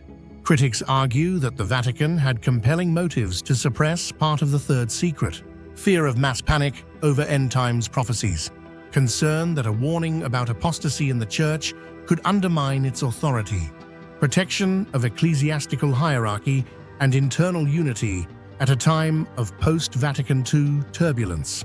It's also possible that some leaders genuinely believed that revealing too much could harm rather than help the faith. But whatever the motive, the result has been decades of doubt and division. More than a century after the apparitions, the third secret of Fatima continues to haunt the Catholic imagination. In a world beset by war, moral confusion, and spiritual crisis, many believe that the third secret is not just about the past, but about our present and future. Whether censored, altered, or fully disclosed, one thing remains clear: its message of repentance, faith, and a warning of grave consequences resonates more than ever today. And perhaps the true question isn't what was written on the page, but whether humanity was ever ready to face it. What do you think about the third secret of Fatima? Did the Vatican reveal the full message from the Virgin Mary, or is there still a crucial part being withheld, perhaps too terrifying to disclose? Which theory do you lean toward, a symbolic vision of martyrdom or a prophecy about a crisis of faith within the Church itself? Share your thoughts in the comments below. Every perspective helps us better understand one of the greatest religious mysteries of the 20th century. Do you believe there's still something the world isn't ready to know? In the shadowy corners of Roman history, hidden behind the grandeur of the Senate and the spectacle of the Colosseum, lies one of the most intriguing and lesser-known mysteries of the ancient world: the Sibylline books. These enigmatic volumes, shrouded in secrecy and revered with religious awe, once held the fate of the Roman Empire within their cryptic pages. Unlike any other text in Roman tradition, they were not widely read or taught. Instead, they were consulted only in moments of dire national crisis, when omens darkened the skies or plagues swept through the streets. Legend tells us that these books were first presented to King Tarquinius Superbus, the last of Rome's kings, by a mysterious woman believed to be a Sibyl, a prophetess from the divine realm. She offered 9 books of prophecies at an exorbitant price. When the king refused, she burned 3 and returned with the remaining 6, still asking the same price. Again, he declined. After burning 3 more, she returned one final time, with the last 3 demanding no less. Recognizing the supernatural weight of this gesture, Tarquinius finally agreed, and the books were purchased and locked away under the highest sanctity. From that moment on, the Sibylline books were not simply religious texts. They became a sacred instrument of statecraft. Guarded by a special priesthood and hidden within the Temple of Jupiter on the Capitoline Hill, the books were only brought forth when Rome was in existential peril. They were not read lightly, and certainly not by just anyone. Only the appointed priests, known as the Quindecimviri Sacris Faciundis, had the authority to open them, interpret their meaning, and prescribe the rituals necessary to appease the gods.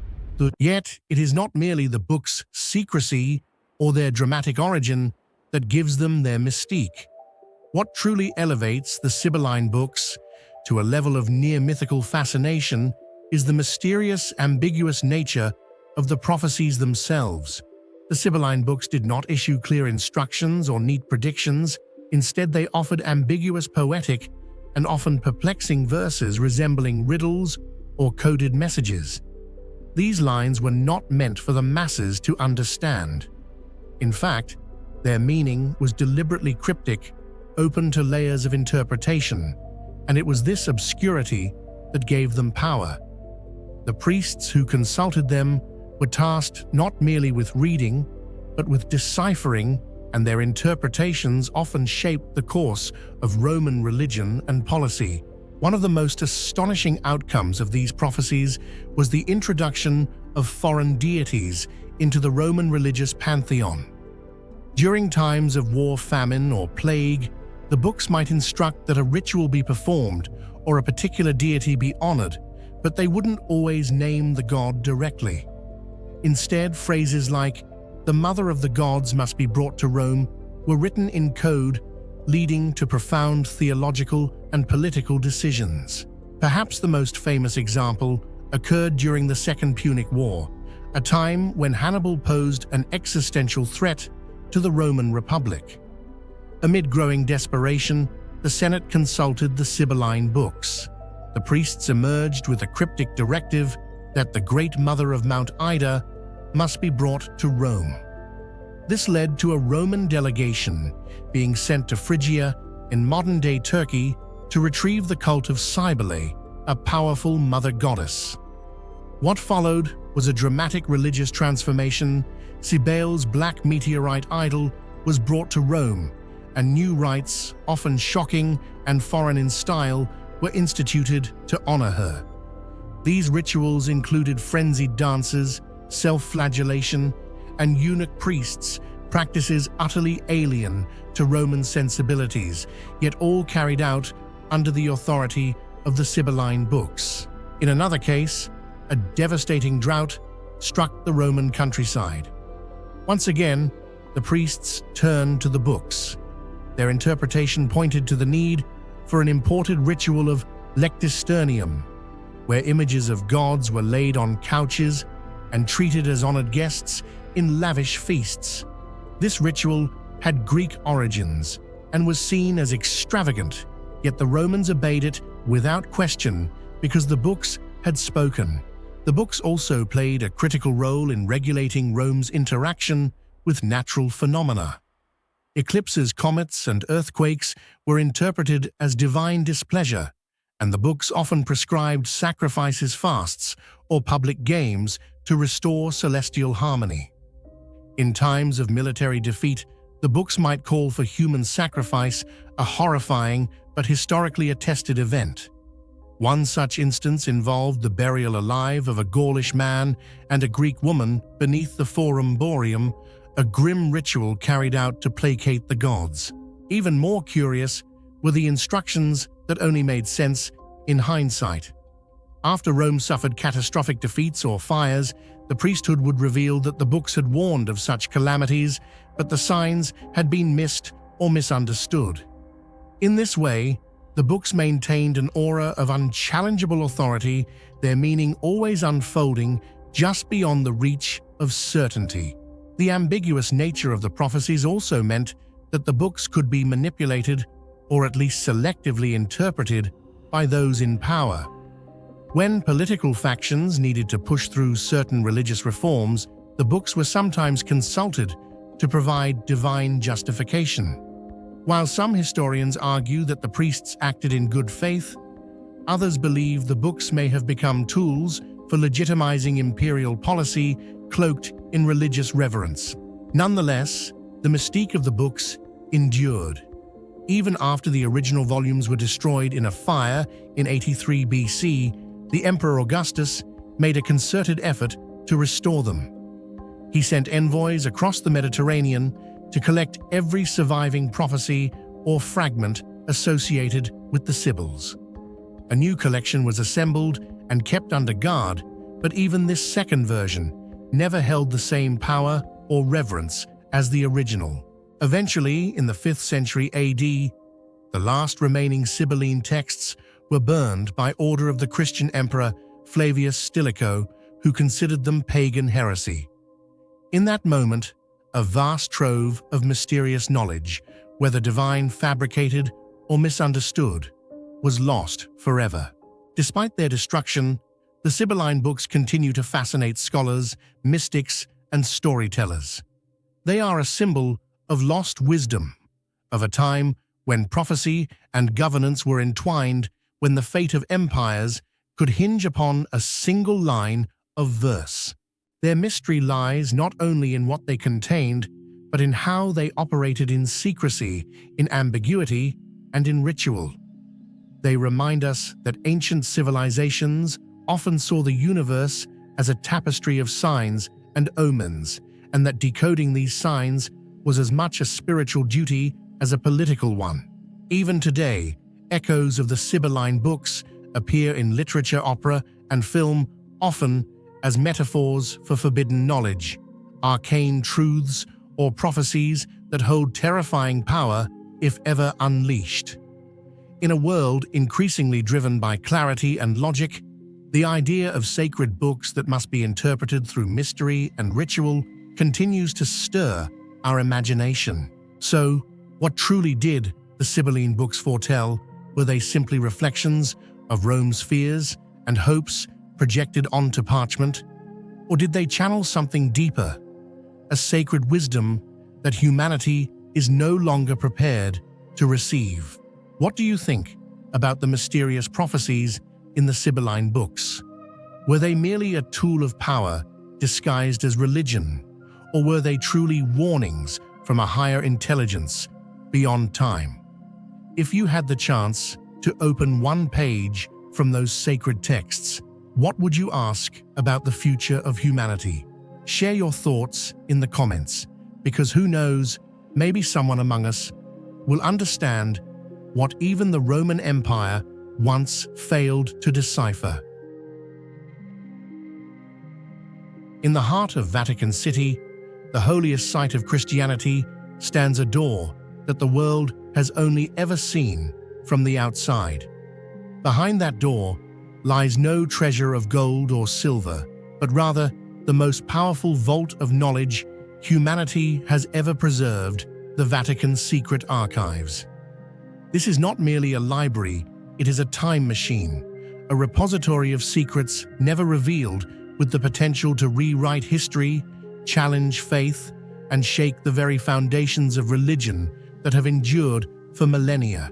Though recently renamed the Vatican Apostolic Archives, the title Secret Archives clings to it like a lingering ghost, for not everyone believes the secrecy has truly vanished.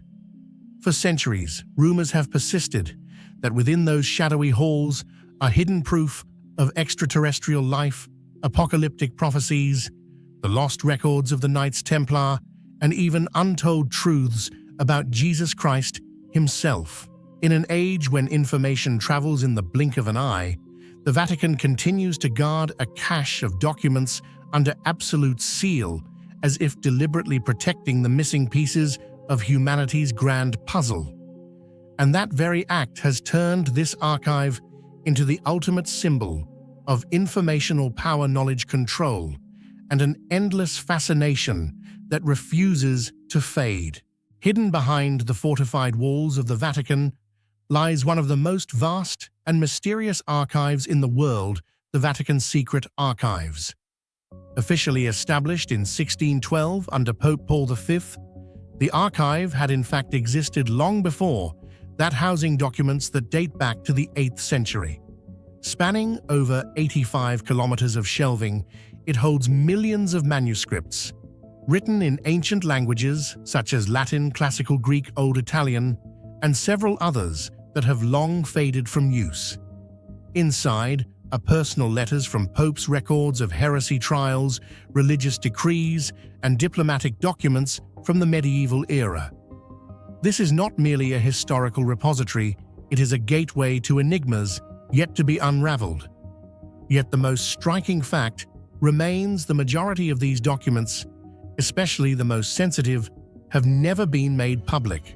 Access is granted only to a select group of rigorously approved scholars, and much of the history recorded within continues to remain sealed behind locked doors. Accessing the Vatican's secret archives is unlike entering any library or museum in the world. No politician, journalist, or tourist is allowed to freely step inside. Only a small group of scholars, those with exceptional academic credentials and who pass the Vatican's strict vetting process, are granted permission to conduct research, and even then, only within extremely limited boundaries. Even those fortunate few are not allowed to take photographs, copy documents, or bring in recording devices. They may request a maximum of 3 documents per day and must know the exact reference code of each document in advance, effectively eliminating the possibility of any accidental discovery. This level of extreme control has led many to wonder, is the Vatican deliberately hiding something in a world where information is considered a shared resource of humanity? Such secrecy has only fueled deeper suspicion and endless speculation. Among all the intriguing aspects of the Vatican's secret archives, nothing is more captivating or controversial than the rumors surrounding the documents that have never been made public.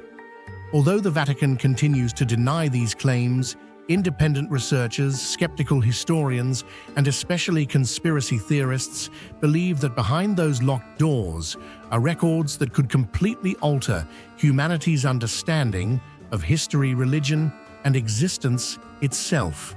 One of the most widespread theories suggests that the Vatican is hiding evidence of extraterrestrial life. Many rumors claim that humans have since ancient times made contact with beings from other worlds, and that the Church carefully recorded these extraordinary events in ancient manuscripts but never revealed them for fear of causing panic or undermining religious faith. Some even assert that the Vatican has possessed UFO-related files and records of unidentified flying objects since the Middle Ages, but chose to keep them secret in order to preserve societal order. It doesn't stop there. Many believe that the Vatican is also safeguarding documents related to the Holy Grail and its deep connection to the Knights Templar, a powerful medieval order condemned as heretical by the Church in the 14th century. Skeptical scholars suggest that if these records were to be revealed, they could undermine core religious symbols and expose the truth behind relics long considered legendary. An even more shocking theory posits that the Vatican holds original texts describing the true life of Jesus Christ, containing content that may contradict or challenge the modern Bible. If proven true, this could unleash an unprecedented religious earthquake, shaking the faith of billions and forcing the Church to confront questions that were never allowed to be asked. Lastly, some claim the archives contain apocalyptic prophecies, especially the third secret of Fatima, which many believe was only partially disclosed by the Vatican in 2000. Unofficial sources suggest that the concealed portion may contain warnings of global catastrophe, nuclear war, or the spiritual collapse of humanity. Of course, no one outside the Vatican can verify the truth of these claims, but the absolute silence, the extreme restrictions on access, and the centuries of sealed documents have turned the archives into a living symbol of unending mystery. To the public, the mere existence of texts that no one is allowed to read stands as the strongest evidence that something, perhaps something profoundly important, is indeed being hidden. If the Vatican were ever to fully open its archives to the public, human history might need to be rewritten. Many scholars believe that the unrevealed documents could shed light on centuries-old religious controversies, such as the true role of women in early Christianity, a topic long obscured by male-dominated power structures. Other records might contain information about forgotten ancient civilizations or even official church accounts of supernatural phenomena that modern society has relegated to myth and legend.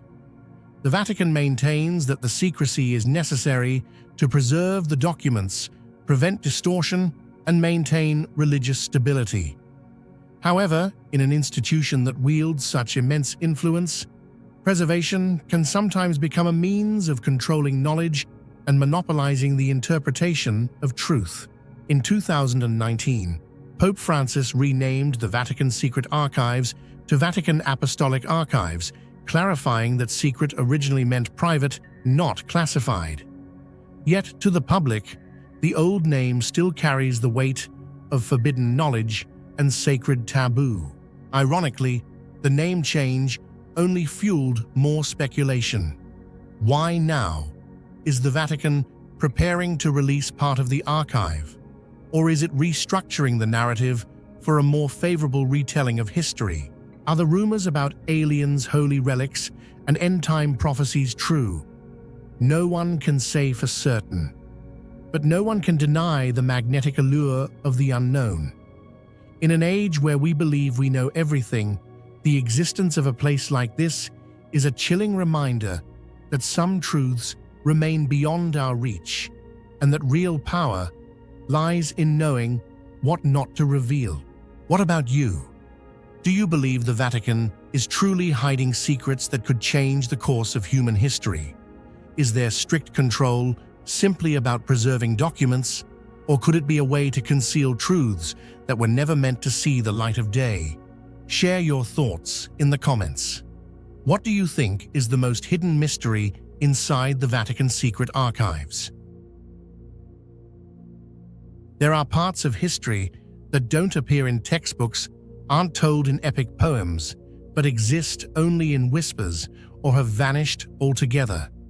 Amid the smoke and fire of public executions, under the flickering glow of burning pyres in medieval European squares, every verdict, every forced confession, every final breath of those labeled heretics or witches was carefully recorded. Yet today, when we try to retrace these events, those records are mysteriously missing. Not all of them were lost to time. Some seem to have been deliberately erased from history. Who was behind their disappearance? Why were certain trials entirely forgotten? And if they were never fully documented, are we living on a flawed version of history written by the victors while the truth was burned alongside the condemned? This isn't just a search for old documents. It's a journey to recover the justice, dignity, and memory of those buried in the ashes of fire and fear.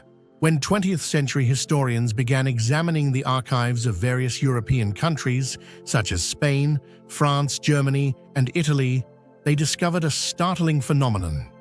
Many records related to heresy trials and witch hunts had completely disappeared, especially during the peak years of persecution. In regions like Alsace, Bavaria, and Bologna, even though local chronicles clearly document that hundreds were burned alive in public squares, the associated trial records, indictments, testimonies, and verdicts were nowhere to be found in any official archive or library. What raised even more suspicion was the fact that commonly cited reasons like damage from weather loss during wartime or poor archival maintenance could not apply. In the very same repositories, other documents such as tax ledgers, land records, and property contracts from the same period remain perfectly preserved. This raises a critical question. Why is it that only the records related to accusations, prosecutions, and convictions of heresy are missing? Increasingly, scholars believe this was no accident, but rather the result of an organized and deliberate effort to erase evidence. These documents likely contained sensitive details, such as wrongful convictions, coerced confessions, or trials driven more by political motives than religious ones. Allowing them to survive would mean that future generations could question the legitimacy of the power structures of that era. As a result, not only were the official documents destroyed, but every copy, handwritten record, and even index references were systematically eliminated. This was not merely the loss of data, it was a conscious act of historical denial. Many heresy trials were conducted under the direct authority of the Catholic Church, sometimes with state support. These courts didn't just target theological dissent. They were instruments of silencing opposition, punishing minorities, and consolidating religious power. If future generations were to uncover too many wrongful convictions, like children being forced to testify or innocents burned based on rumors, then the Church's image of moral righteousness would collapse. Thus, erasing the records may have been a political, religious, and reputational defense mechanism. Some scholars point to evidence of sealed vaults within the Vatican, where documents potentially containing sensitive truths are kept completely inaccessible. While the Vatican claims to be gradually declassifying historical material, many records from Southern and Central European Inquisition trials have never been released to the public. While many assume that records of heresy and witch hunts were completely destroyed over time, the reality is far more complex. Some documents never truly disappeared. They were deliberately hidden using sophisticated methods such as encryption disguise within other documents or written in obscure languages.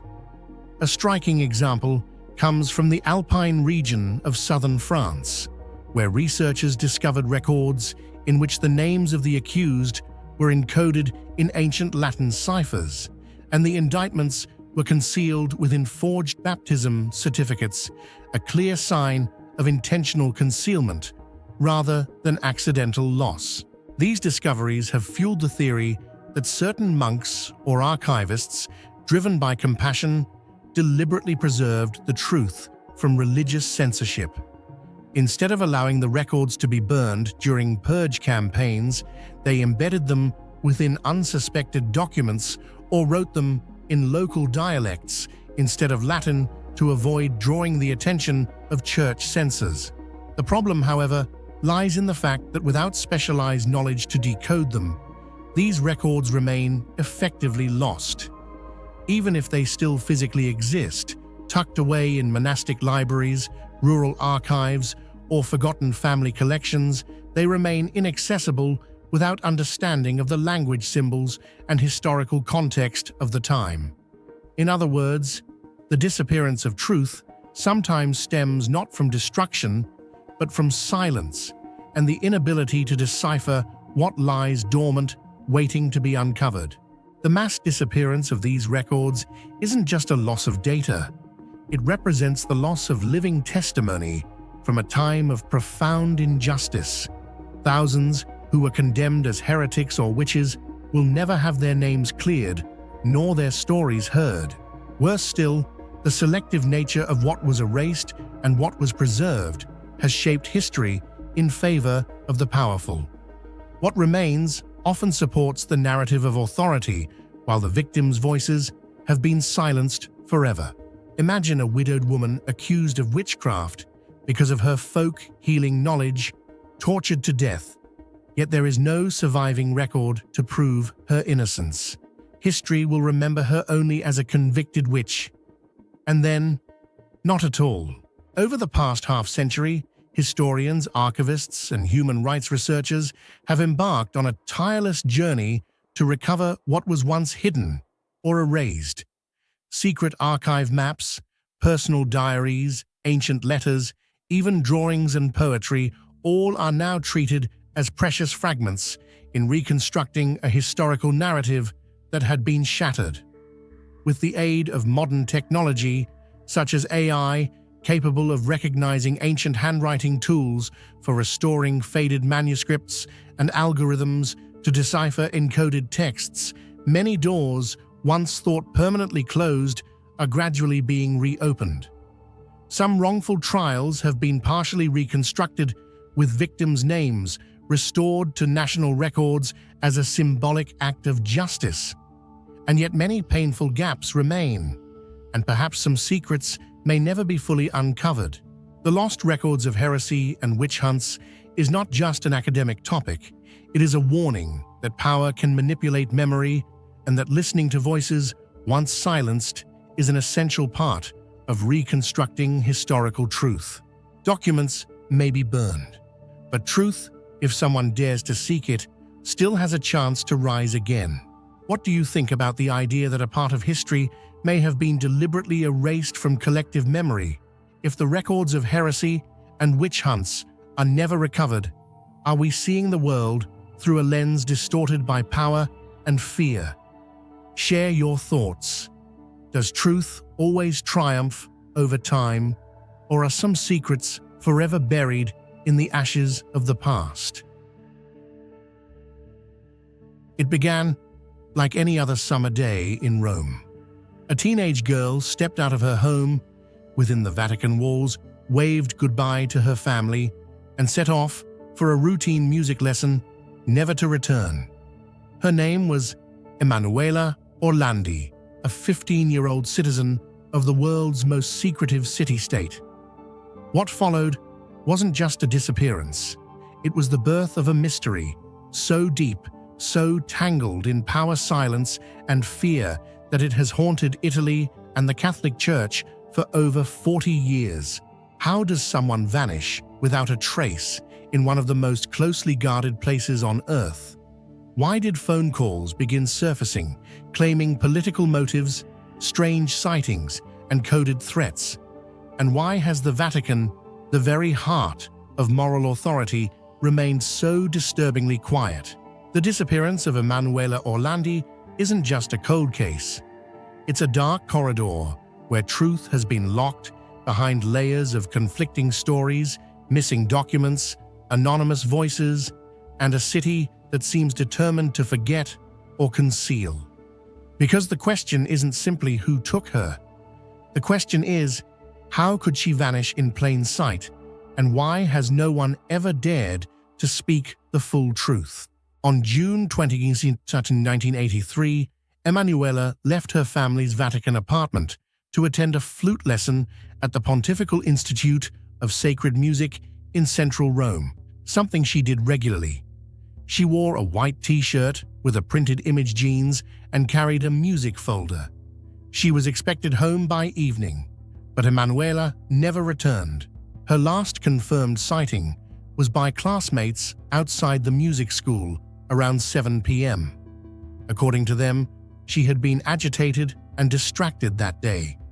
She had reportedly told a friend about a man who had approached her earlier, introducing himself as a representative for Avon Cosmetics, offering her a job distributing products at fashion shows.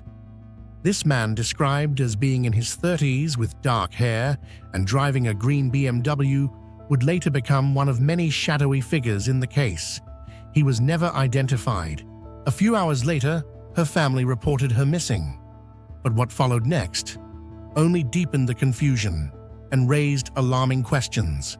In the days after her disappearance, the Orlandi family received a series of anonymous phone calls. Some were from individuals claiming to have seen Emanuela selling cosmetics near Piazza Navona. Others claimed she had run away, voluntarily joined a religious community, or was hiding from her family.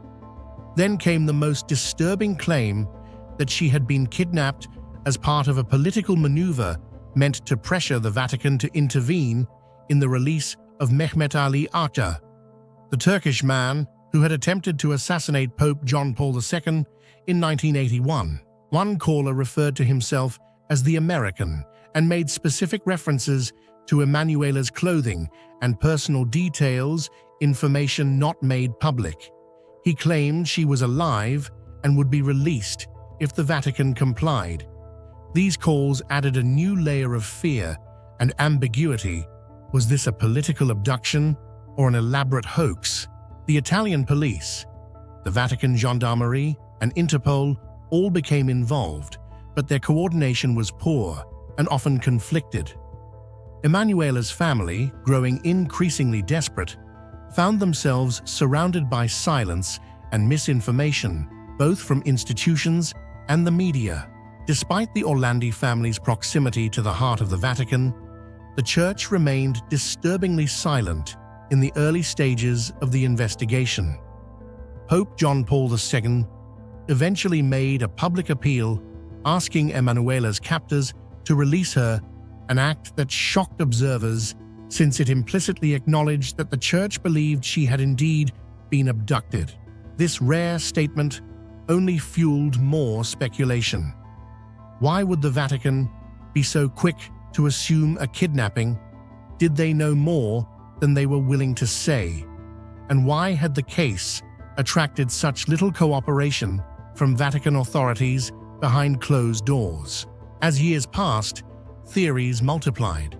Some believed she had been abducted by the Italian mafia, specifically the Banda della Magliana, to exert pressure on the Vatican Bank, which was embroiled in a massive financial scandal. Others suspected involvement by intelligence agencies or even a sex trafficking network that used Vatican connections to operate beneath the radar. More outlandish claims pointed to secret sects within the church itself.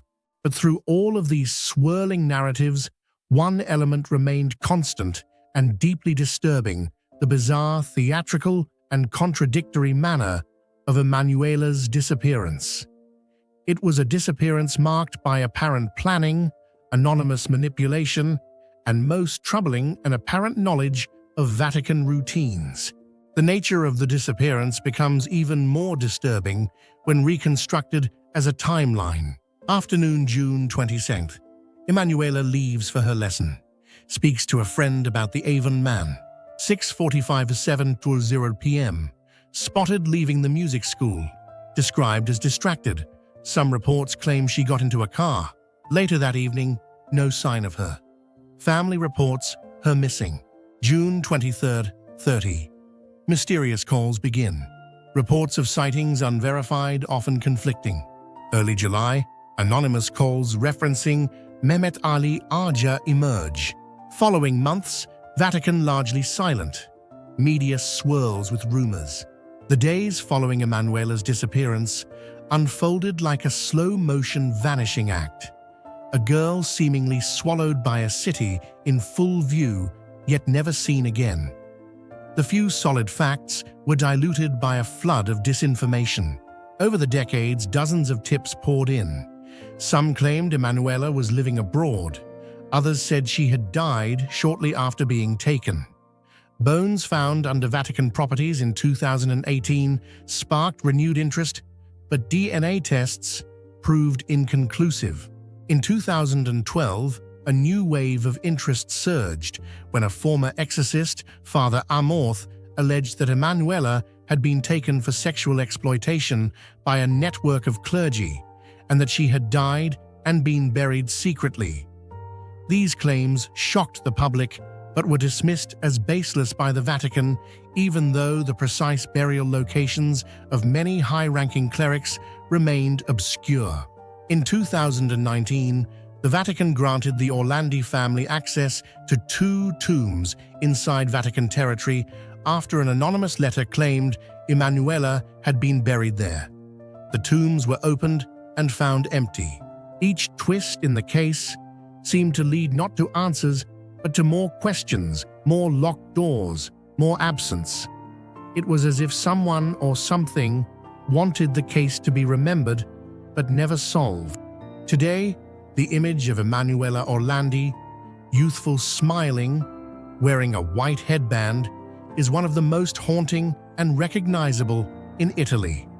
For many, she has become a symbol of lost innocence, of institutional silence, and of justice delayed indefinitely. Her disappearance is not just a crime, it is a wound. One that cuts through Italian society, the global Catholic community, and the very idea of transparency in power.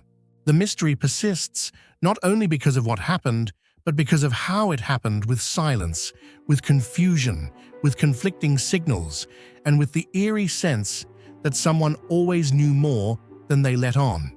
More than 40 years have passed. Emanuela would be over 55 today had she returned home. Her family, especially her brother Pietro Orlandi, continues to push for answers, becoming a public advocate for justice, not just for Emanuela, but for all victims of systemic silence. Recent years have seen renewed interest from journalists, lawmakers, and filmmakers, including the acclaimed documentary Vatican Girl, which once again raised uncomfortable questions about what may have been hidden for decades. Yet to this day, no one has been charged. No body has been found. No confession has been made. Only a vanishing and a question that won't die. What really happened to Emanuela Orlandi? More than 4 decades have passed, and still the truth behind Emanuela Orlandi's disappearance remains hidden in shadows. Was it a random crime, or part of something far more organized and chilling? Did powerful figures know the truth all along? We want to hear what you think. Could a case like this ever be solved, or has it been buried too deep beneath layers of silence and secrecy? Have you come across any theories, official or obscure, that you believe might hold the key? Drop your thoughts in the comments below. Let's shed light on the mystery together, one voice at a time. Hidden in the margins of ancient lore and forbidden discoveries lies a skeleton so small, so bizarre, that its mere existence threatens to unravel everything we think we know about human origins. Standing no taller than a water bottle, with a skull almost as large as its torso, the so-called 10,000-year-old dwarf skeleton has become a riddle, whispered between archaeologists, skeptics, and conspiracy theorists alike. Is it a lost branch of humanity, a genetic anomaly, or something not quite human at all? While mainstream science turns its back, the few who have dared to examine it closely are left with a chilling realization: this tiny being doesn't fit anywhere on the evolutionary tree. It is an anatomical contradiction, one that refuses to be dismissed and demands that we look deeper into the shadows of prehistory. At the heart of this entire mystery lies the astonishingly abnormal body size of the skeleton. Standing only 15 to 20 centimeters tall, it initially resembles an underdeveloped human fetus. However, upon closer examination, the skeletal features reveal quite the opposite. This is not an ordinary infant. The bone system is fully ossified with clearly developed features, from aligned vertebrae and complete rib structure to a chest with a defined sternum. Despite their tiny size, the limbs show fully formed articulated joints and symmetrical proportions. Notably, the hands and feet display clearly segmented fingers and toes, something rarely seen in a fetus or undeveloped being. All these traits have led many to believe this could be a fully mature creature, but belonging to a miniature species entirely distinct from modern humans. One of the most shocking features of this skeleton is the extremely large skull in proportion to the rest of the body, so much so that it immediately evokes images of extraterrestrial beings in popular culture. According to descriptions, the skull accounts for nearly half the total body length, creating a striking and highly unusual imbalance. Most notably, the eye sockets are abnormally large, significantly exceeding the proportions found in modern humans, suggesting that this creature may have adapted to low-light environments or perhaps possessed a completely different visual system. Additionally, the nasal cavity is narrow and almost undeveloped, indicating that the sense of smell may not have been its primary sensory function. The jawbone structure is also incomplete and even absent in some specimens, possibly due to post-mortem decay or its original biological characteristics. Remarkably, no teeth were found, raising multiple hypotheses regarding its biological age or the possibility that this being belonged to a completely separate evolutionary branch. Unlike human infants, whose bones are soft, undeveloped, and require years to mature, this skeleton displays clear signs of biological maturity despite its extremely tiny size. The joints are fully fused, the limbs are symmetrical, and the skull is fully developed, features typically seen only in fully grown beings. This raises a chilling question: could this be a mature individual from an unknown species of miniature humans? Or is it simply a case of an extremely rare genetic mutation in Homo sapiens that modern medicine has never documented? Even in the most severe cases of congenital dwarfism, it is exceedingly rare to observe such balanced and complete skeletal development, making the theory of a completely distinct species increasingly difficult to dismiss.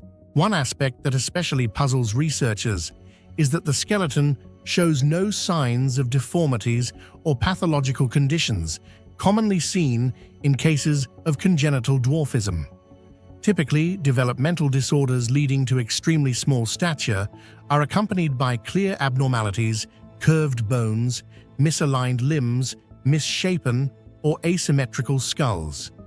But in this case, the entire skeletal structure appears strangely balanced and uniform, as if it were formed according to a complete biological blueprint, not one that belongs to modern humans. There are no signs of trauma, degenerative disease, or skeletal malformation. In fact, it is precisely this absence of irregularities that deepens the mystery. It suggests that this being may not be a flawed outcome of evolution, but rather a distinct creature that was always meant to be small, symmetrical, and unique. The implications of this are unsettling. If the skeleton is authentic, and many believe it is, then it represents either a completely unknown human subspecies or, even more controversially, a non-human, intelligent entity. Some point to legends found across indigenous cultures around the world, tales of little people who lived in forests, caves, or mountains. From the Hopi ant people to the Hawaiian menehune, the concept of miniature humans has been deeply embedded in mythologies globally. Could this be one of them? A physical remnant of folklore turned fact?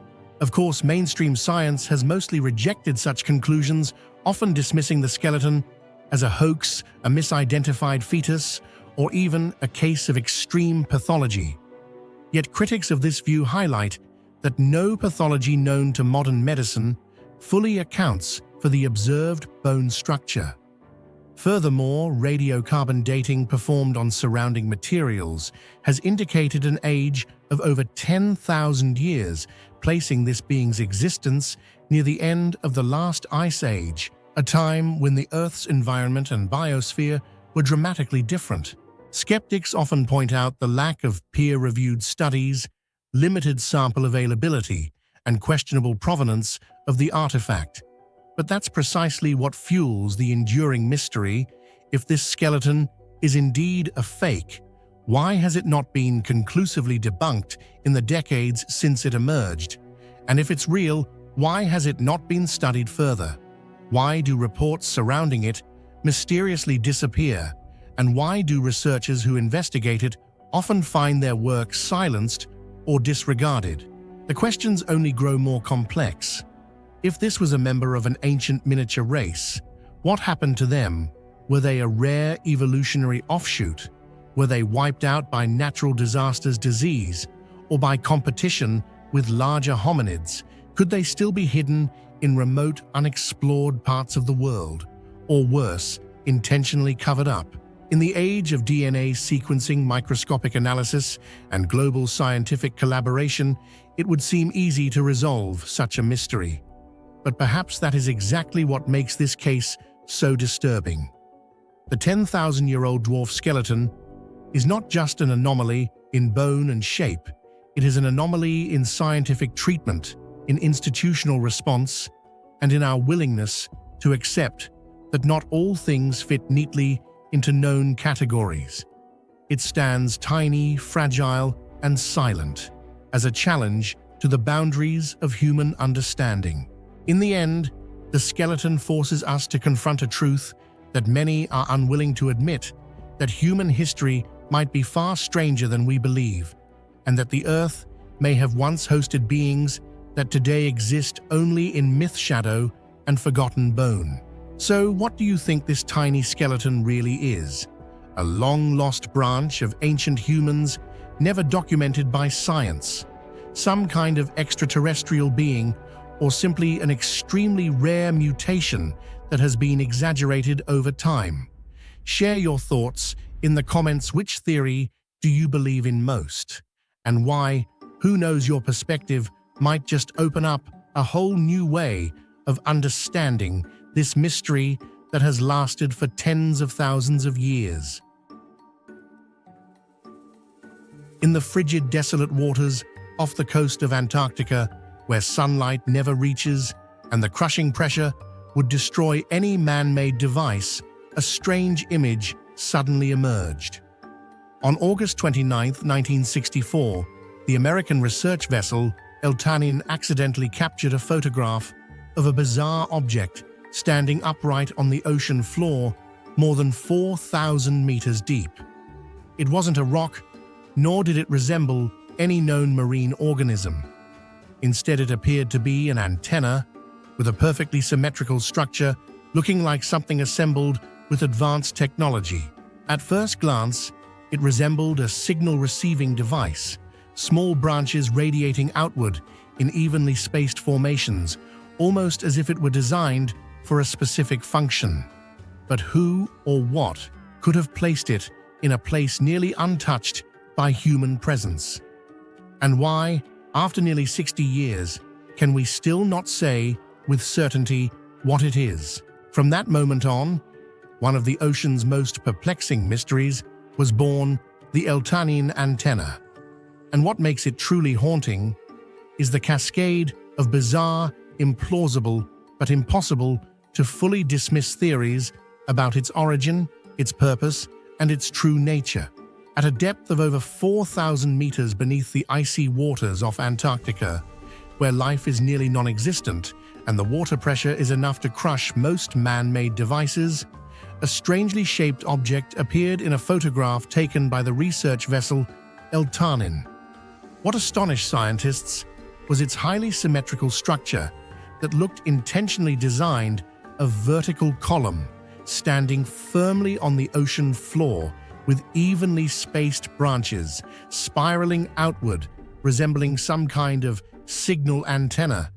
It looked nothing like coral, wasn't a soft-bodied marine organism, and lacked any features typical of natural sediment formations. There were no signs of marine growth, no organic coating, and most notably, no erosion or rust one would expect from submerged metal over time. Some experts at the time speculated that it could have been equipment dropped from a submarine or a research station. However, no records of lost devices existed for the area, and more importantly, there were no cables, mechanical parts, or any indication it had ever been connected to human activity. Its anonymous presence and seemingly artificial shape have since opened the door to a wide range of mysterious theories about its true origin. What makes the Eltanin antenna even more bizarre is the location where it was found, a remote deep-sea region off the coast of Antarctica, far from any shipping lanes, ports, or oil rigs. This is an area virtually untouched by humans, marked by extreme environmental conditions, freezing temperatures, and immense pressure. The presence of any man-made device at a depth of over 4,000 meters in such an isolated place is hard to accept. With the technology available in the 1960s, firmly anchoring a metal structure to the ocean floor at that depth would have been nearly impossible unless it came from a source not of human origin. Due to its bizarre appearance, the Eltanin antenna has become a hot topic in fringe science communities, where theories often defy mainstream understanding, ranging from astonishing to outright eerie. Here are some of the most widely discussed. This is perhaps the most famous and daring theory. Some UFO researchers suggest that the Eltanin antenna is a type of signal transmitter or environmental sensor planted by an alien civilization to collect data about Earth. Its antenna-like structure resembles passive satellites or atmospheric sensors developed by humans, but its presence at such a deep, remote location leads many to believe that it could not have been built by humans. Some unverified reports even claim the device could be part of a subterranean network, a hidden communications system connecting deep-sea regions to undiscovered alien bases on Earth. Another explanation suggests the Eltanin antenna is not extraterrestrial, but rather a remnant from humanity's distant past. According to this theory, a highly advanced civilization may have existed tens of thousands of years ago, but was wiped out by global catastrophes such as floods, tectonic shifts, or other cataclysms. The Eltanin antenna could be part of a submerged technological installation, perhaps used for ancient climate observation or research. Some have even linked it to the legend of Atlantis, the mythical civilization swallowed by the sea, claiming it could be leftover technology from Atlantis or similar forgotten cultures. A more grounded but still mysterious theory is that the Eltanin antenna might be part of a classified military program established by the United States or another superpower during the Cold War. During the 1960s, it was not uncommon for military forces to experiment with deep-sea listening stations, submarine tracking systems, or underwater communication tools. But what raises eyebrows is the fact that this object was fixed, exposed, uncamouflaged, and lacked any clear technological indicators one would expect from military equipment. Years after the photograph of the Eltanin antenna was released, some marine biologists attempted to debunk the mysterious theories by offering a biological explanation. The object could simply be a species of deep-sea sponge known as Cladohesa concrescens. This soft-bodied organism anchors itself to the ocean floor and grows evenly spaced branches to filter food from passing currents. They suggested that the antenna appearance was merely the result of a coincidental camera angle, making a natural formation look like a man-made device. However, other researchers countered that there has been no recorded presence of Cladohesa in the region where the object was found. Furthermore, the organism's shape still differs significantly from what appears in the original image. Most importantly, a soft-bodied marine creature would have great difficulty standing upright and remaining firmly fixed under the strong, constant currents of the deep-sea environment. Perhaps the most puzzling aspect of all, nearly 60 years later, there has still been no official study, scientific investigation, or recovery attempt of the object. The few images taken in 1964 remain the only known evidence, prompting speculation that details have been suppressed or that governments may know more than they have revealed. Some conspiracy theorists even suggest the Eltanin vessel was not just a research ship, but a covert surveillance vessel, and that what it discovered may have gone far beyond what the public was told. Another question that arises: if this was a signaling device, where was it transmitting to? Could there be more such objects buried under sediment, hidden from view? Might there be an ancient or alien network operating quietly beneath the ocean floor, waiting to be discovered? What do you think? Do you believe the Eltanin antenna is just a bizarre-looking sea sponge? Or is it something much more, perhaps a device linked to alien life, or a technological echo from a lost civilization? Share your thoughts and theories in the comments. Your idea might just spark a new path towards solving a mystery that's remained unsolved for over half a century. Deep within the remote mountains and frigid ancient forests of Russia, where modern human footsteps seem to have never reached, something quietly exists, defying everything we thought we knew. Massive stone spheres, nearly perfect in shape, are scattered across wild landscapes belonging to no known civilization. There are no ruins nearby, no local legends, and not a single historical explanation. They are not displayed in museums.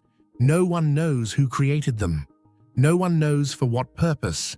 And most puzzling of all, no one knows why they're there. If they are a product of nature, why are they so flawless?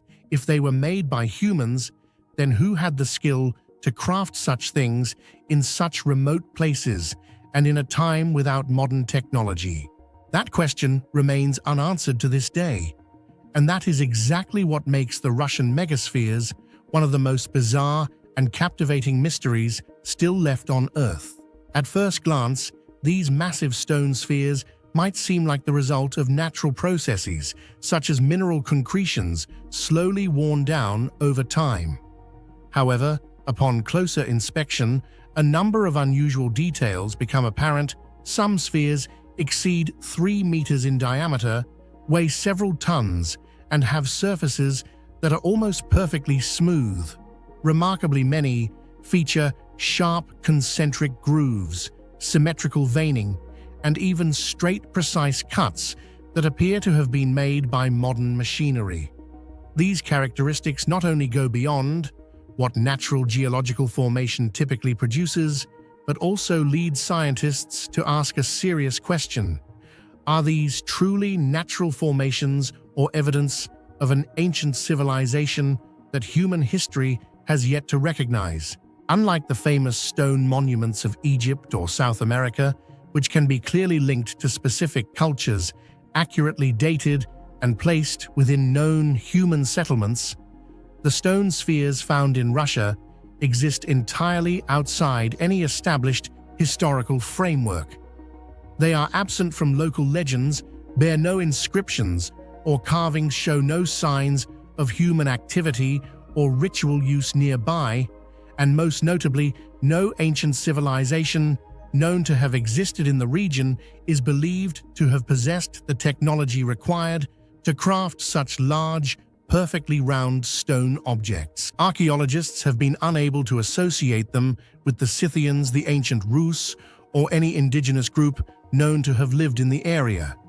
In fact, no stone or metal tools ever discovered could plausibly have been used to shape these heavy, geometrically precise stone spheres. Even today, producing a granite sphere over 2 to 3 meters in diameter with such precision would require heavy industrial machinery cranes for transportation and advanced CNC techniques. So then, who created them? And how? That question remains unanswered to this day. Some geologists have proposed that these stone spheres might be the result of a rare natural phenomenon known as concretion, a process in which minerals gradually accumulate and solidify over time into roughly spherical shapes. However, such concretions usually form as irregular lumpy masses, often with hollow cores or visible internal layering. In contrast, the Russian spheres exhibit completely different features: smooth surfaces, uniform composition, symmetrical stone patterns, and extremely dense solid cores, all of which suggest an unusual level of consistency that is difficult to attribute to random natural processes. Even more striking is the complete absence of any signs of human activity around the spheres. There are no traces of settlements, no foundations, no tools, no burial grounds, no pottery shards, and no cultural sediment. It's as if someone had placed these massive spheres directly from the sky, then vanished without a trace, leaving behind nothing but the absolute silence of stone and time. The sphere is one of the most complex geometric shapes to create by hand. It is the most symmetrical form, and arguably the hardest to replicate without advanced knowledge. Throughout human history, the sphere has often symbolized wholeness, the cosmos, and ultimate power. If these objects were deliberately crafted, why choose the sphere, the most difficult shape over easier forms like cubes, cylinders, or pyramids? Some alternative researchers speculate that these could be sacred symbols of a lost civilization, celestial markers, or even ancient machines no longer functioning from a forgotten age far beyond recorded history. In the Chelyabinsk region of Russia, local residents have discovered several massive stone spheres partially buried underground. Some of them protrude from the forest floor as if they had just been placed there, yet they are covered in thick moss and tangled tree roots, suggesting they have remained undisturbed for hundreds of years, if not longer. Independent archaeological teams have conducted core sampling and structural measurements, but they still cannot determine the exact age of formation, as there is no organic material inside to allow for carbon dating. Notably, in one case, a sphere weighing over 5 tons was lifted with a crane for analysis, and the results showed it was completely solid from surface to core, neither hollow nor layered, something that sharply contrasts with typical natural formations. This detail has rekindled the controversial theory that the spheres may have artificial origins. When modern science fails to provide satisfactory answers, imagination begins to chart bolder paths. Some theories suggest that the Russian stone spheres could be remnants of a highly advanced prehistoric civilization, one that existed long before the Sumerians or Egyptians and vanished without leaving clear traces. According to this line of thought, the perfect spherical shape might have been a religious symbol, an astronomical device, or even a fragment of some ancient technology that we are completely unable to comprehend today. Taking it a step further, some even propose that these spheres may be relics of extraterrestrial technology, possibly serving as energy collectors, navigation markers, or components of a now inactive mechanism. Though these ideas may sound far-fetched, the lack of clear evidence, combined with the unusual level of precision and the completely mysterious context in which the spheres appear, means that such theories cannot be entirely dismissed. Especially given that similar stone spheres have also been found in Costa Rica, Bosnia, and Guatemala, forming what seems to be a global network of unexplained phenomena that modern science has yet to fully explain. The Russian megaspheres are not famous landmarks. They are not listed as UNESCO World Heritage Sites, but they carry a haunting allure because of their isolation, their geometric perfection, and the complete absence of cultural context. They serve as material symbols of a gap in humanity's understanding of its own past, silent proof that something may have once existed beyond the limits of our current knowledge. In this era of artificial intelligence and rapidly advancing technology, are we finally ready to ask serious questions about these forgotten artifacts and reclaim the missing pieces of Earth's grand puzzle? What do you think about these mysterious spheres? Could they truly be a product of nature, or are they remnants of a long-lost civilization, buried by time? Or perhaps they came from an intelligence not of this Earth? Share your theory. In the comments, we'd love to know what you believe and why. Who knows, one bold idea from you might just be the key to unlocking one of humanity's greatest mysteries. Deep within the misty wilderness of New Zealand's North Island, hidden beneath ancient forest canopies, lies a strange stone structure known to few, a massive wall formed from rectangular stone blocks stacked with unnerving precision. No sign marks its presence. No legend tells its tale. No historical record acknowledges it. Only silence. And stones that seem to whisper of a forgotten age, erased from the memory of mankind. The Maori, the first known inhabitants of this land, make no mention of it. No one knows who built it. And perhaps most chilling of all, no one seems to even remember that it exists. Could this be the remnant of a long-lost civilization, one that vanished before history began to be written? Or is it the evidence of a mystery that time and humanity has deliberately chosen to bury? One of the most remarkable things about the Kaimanawa Wall isn't its strange shape or the rectangular blocks stacked as if crafted by human hands, but rather the complete silence of history that surrounds it. Across the entire body of oral traditions, spiritual beliefs, and genealogical records of the Maori, the indigenous people of New Zealand, and its only pre-modern inhabitants, there is not a single mention of this wall. No name, no myth, no ritual or sacred place tied to it. This raises a deeply puzzling question. How could such a large structure completely vanish from the collective memory of an entire culture? The Maori are known for their rich and precise oral tradition.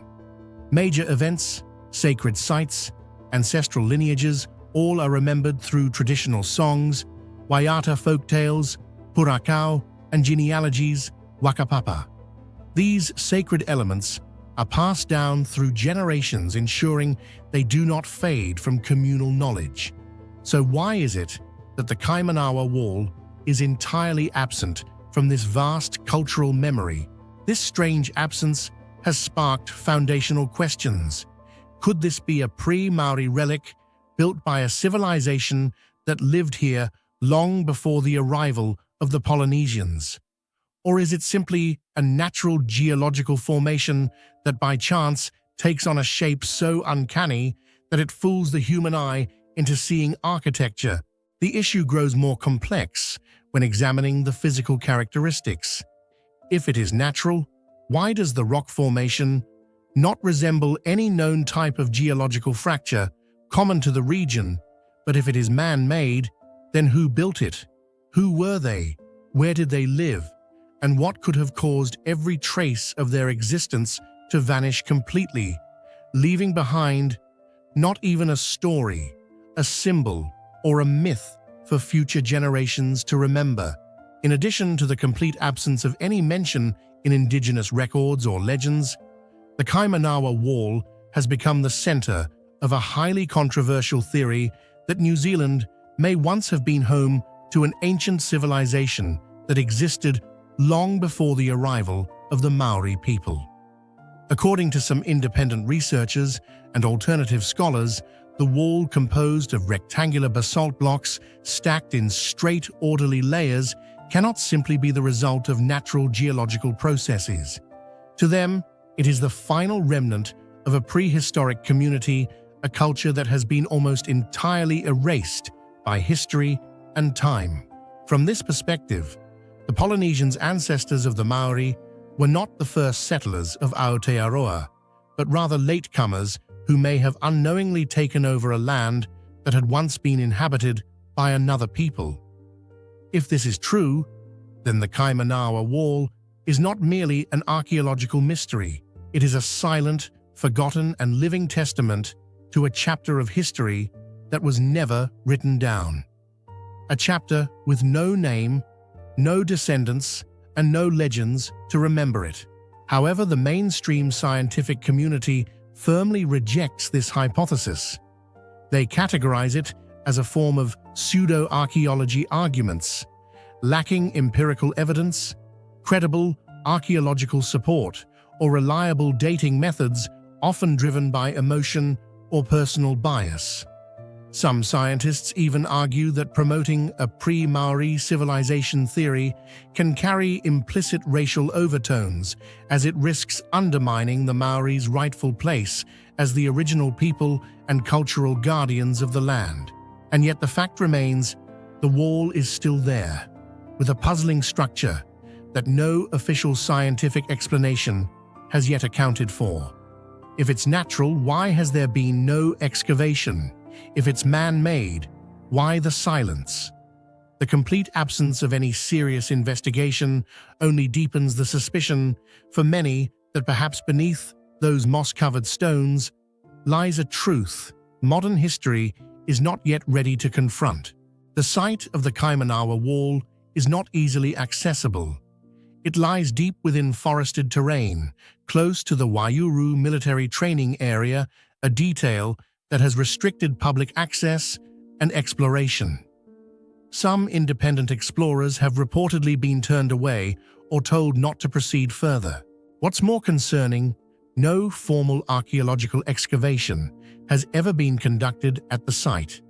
There are no peer-reviewed studies, no detailed geological reports, and no published radiometric tests.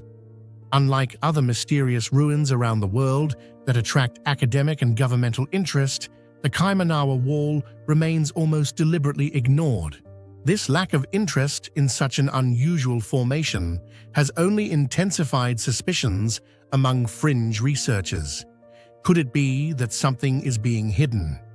Could discoveries at the site challenge our current understanding of New Zealand's human history and perhaps even the timeline of human migration across the Pacific? Adding to the mystery is a strange fact. Very few local residents even know about the Kaimanawa Wall, despite its proximity to public routes.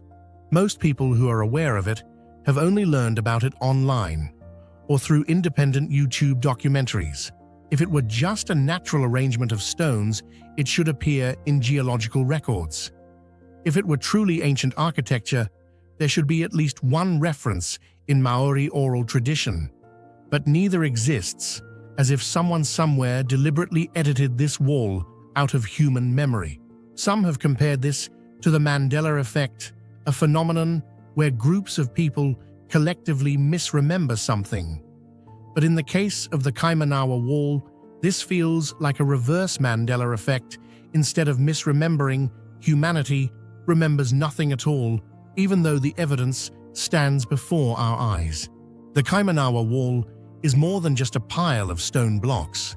It represents the collision between official science and alternative imagination, between what we accept as real and what we choose to ignore. And most of all, it is a question with no answer. Who built it?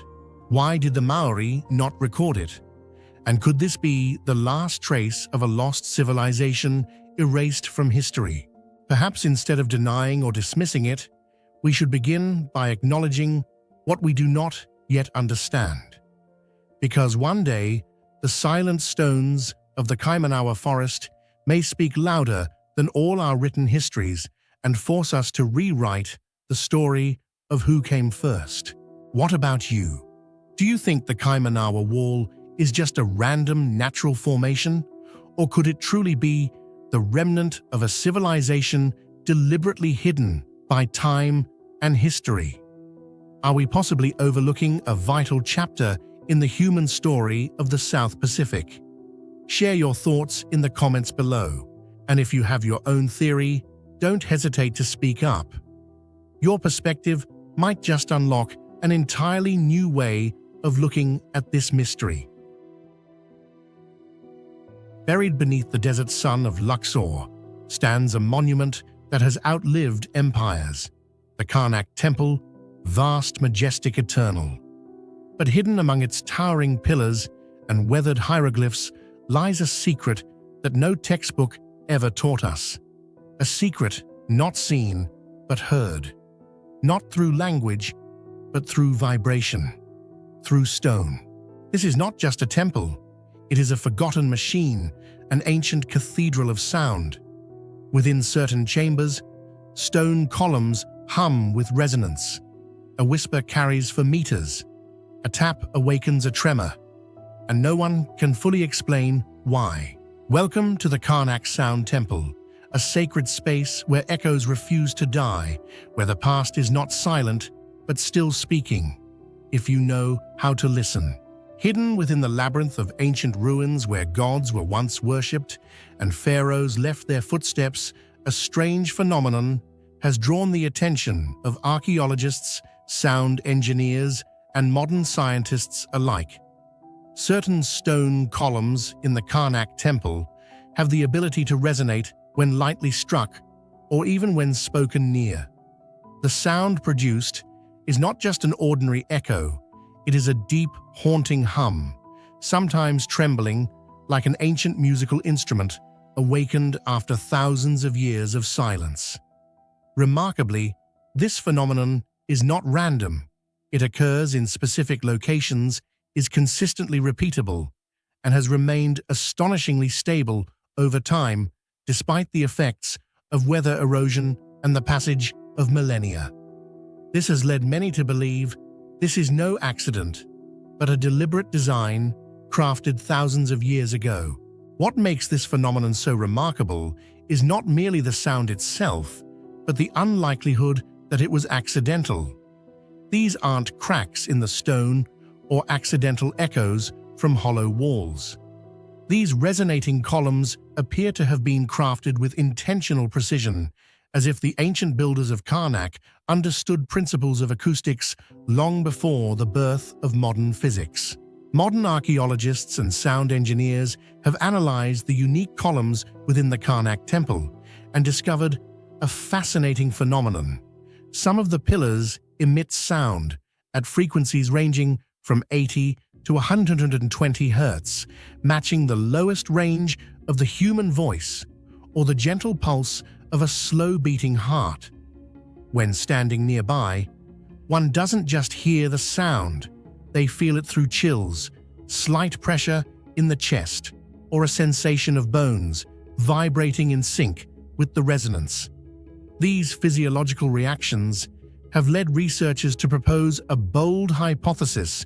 Could the ancient Egyptians have intentionally engineered this acoustic effect for ritual purposes to induce a sense of sacred awe, fear, or even elevate the human mind into a spiritual state?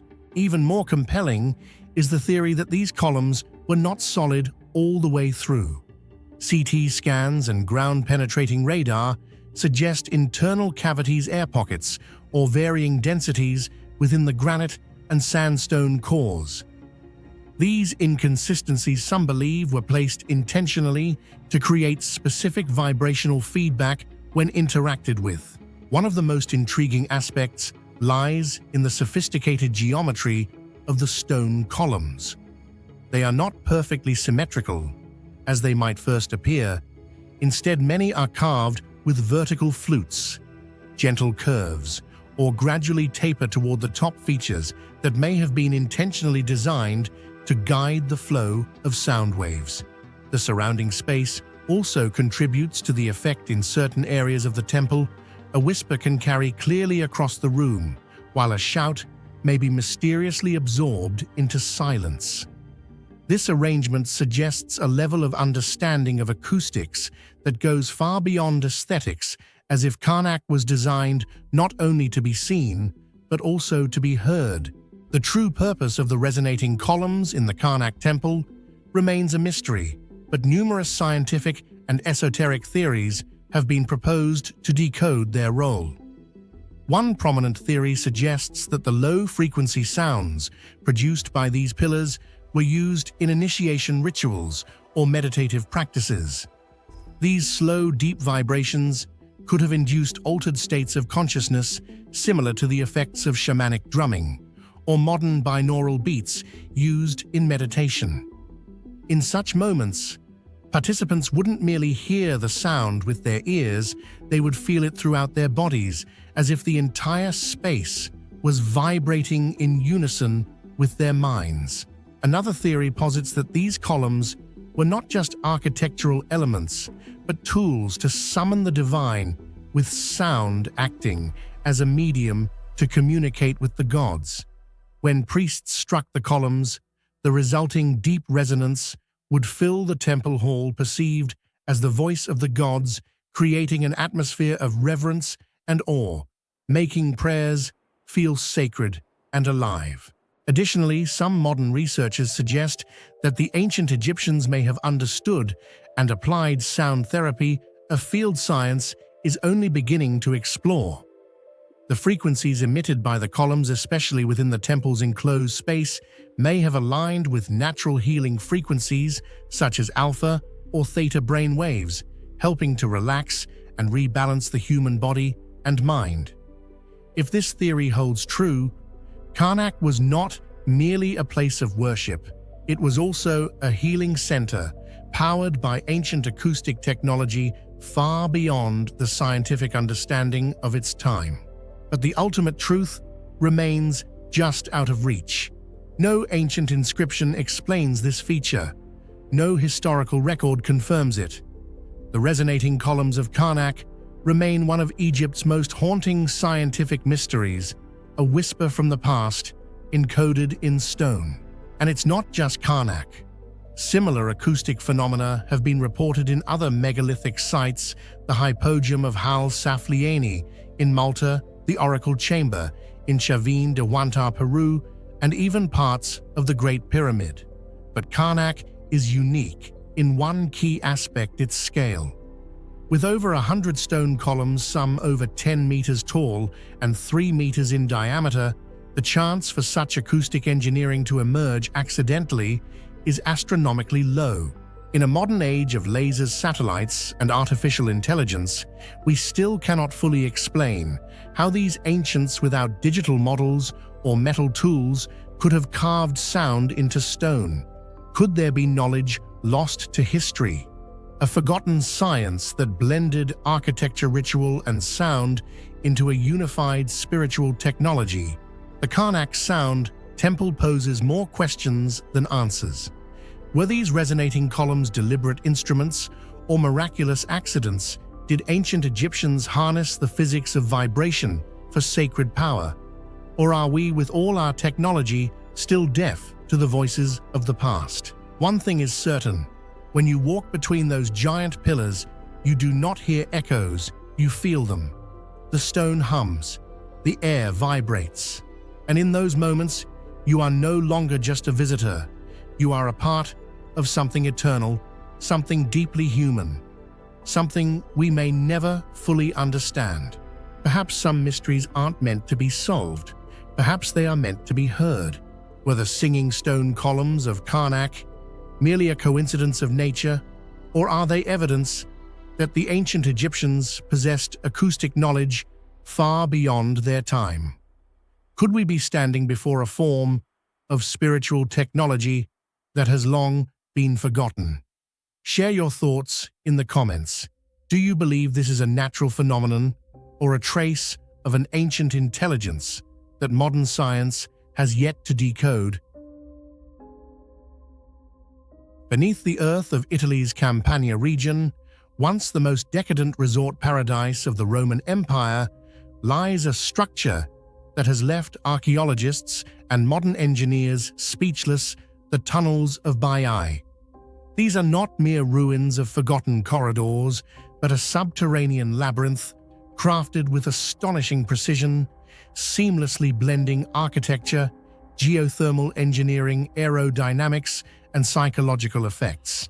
Every step, every vaulted chamber, every stream of underground hot water seems to follow a hidden scientific principle, or perhaps a secret that defies the limits of modern understanding. Who built this system? Why is it so complex? And most importantly, could this be evidence of a level of technology that history has deliberately erased? A doorway into darkness, and a gateway that opens up questions capable of shaking everything we thought we knew about the ancient world. Baiae was once dubbed the Las Vegas of ancient Rome, a decadent resort town where emperors, generals, and aristocrats gathered to indulge in luxurious villas, hot springs, and mystical rituals.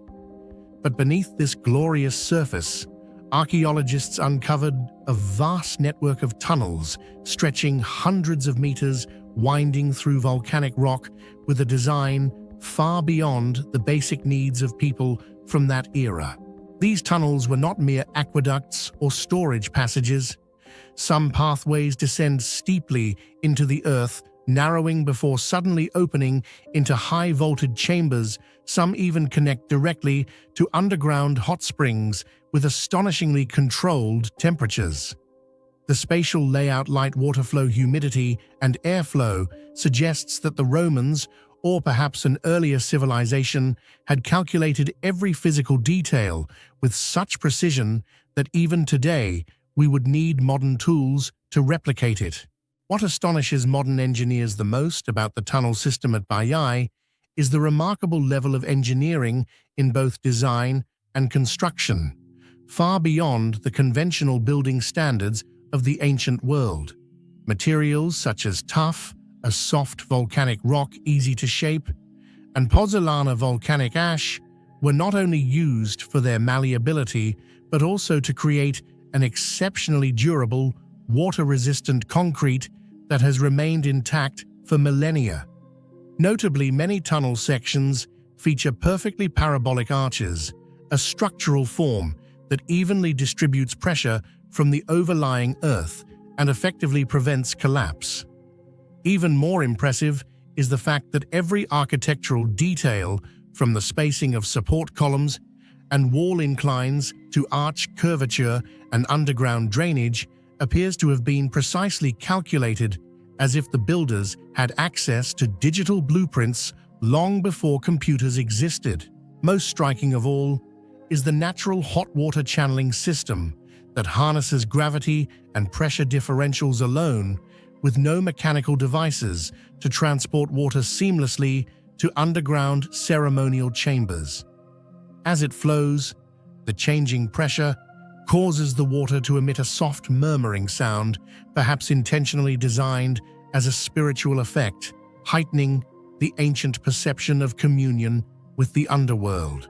The tunnels beneath Baiae are not merely feats of physical engineering. They are also psychological masterpieces, deliberately crafted to manipulate human perception and sensation. Narrow corridors suddenly open into high vaulted chambers where beams of light shine through angled ventilation shafts precisely carved to create fixed illumination points, producing dramatic transitions from light to darkness, from cramped spaces to sudden openness. As one ventures deeper, it feels as though they're stepping into another realm. Distant echoes resonate.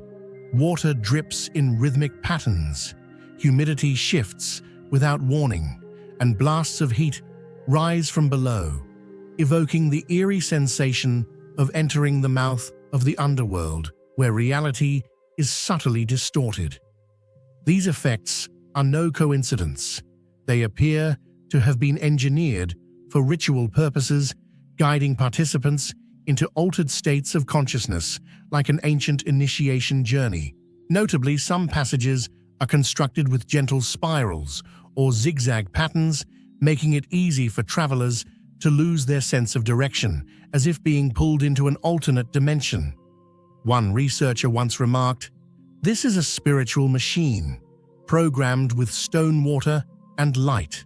One of the often overlooked yet highly sophisticated features of the Baiae tunnel system is its ability to regulate air and water flow entirely without mechanical devices. Many chambers were equipped with angled, symmetrically placed ventilation shafts that allowed for continuous airflow. As heat from the underground hot springs rose, these vents would draw in cooler air from the outside, creating a natural convection cycle akin to modern air conditioning systems, yet built thousands of years ago. Remarkably, geophysicists surveying the site recorded significant differences in air pressure and humidity between chambers, proving that the ventilation and air circulation system was not random, but deliberately engineered and carefully calculated. Some scholars believe the primary purpose of this system was to create a multi-sensory experience for ritual participants, guiding them through alternating waves of heat, cold, dryness, and humidity as a symbolic means of spiritual purification through physical environment. Although the tunnels lie beneath the luxurious Roman resort city of Baiae, many modern archaeologists and engineers have begun to question were the Romans truly the original builders of this structure.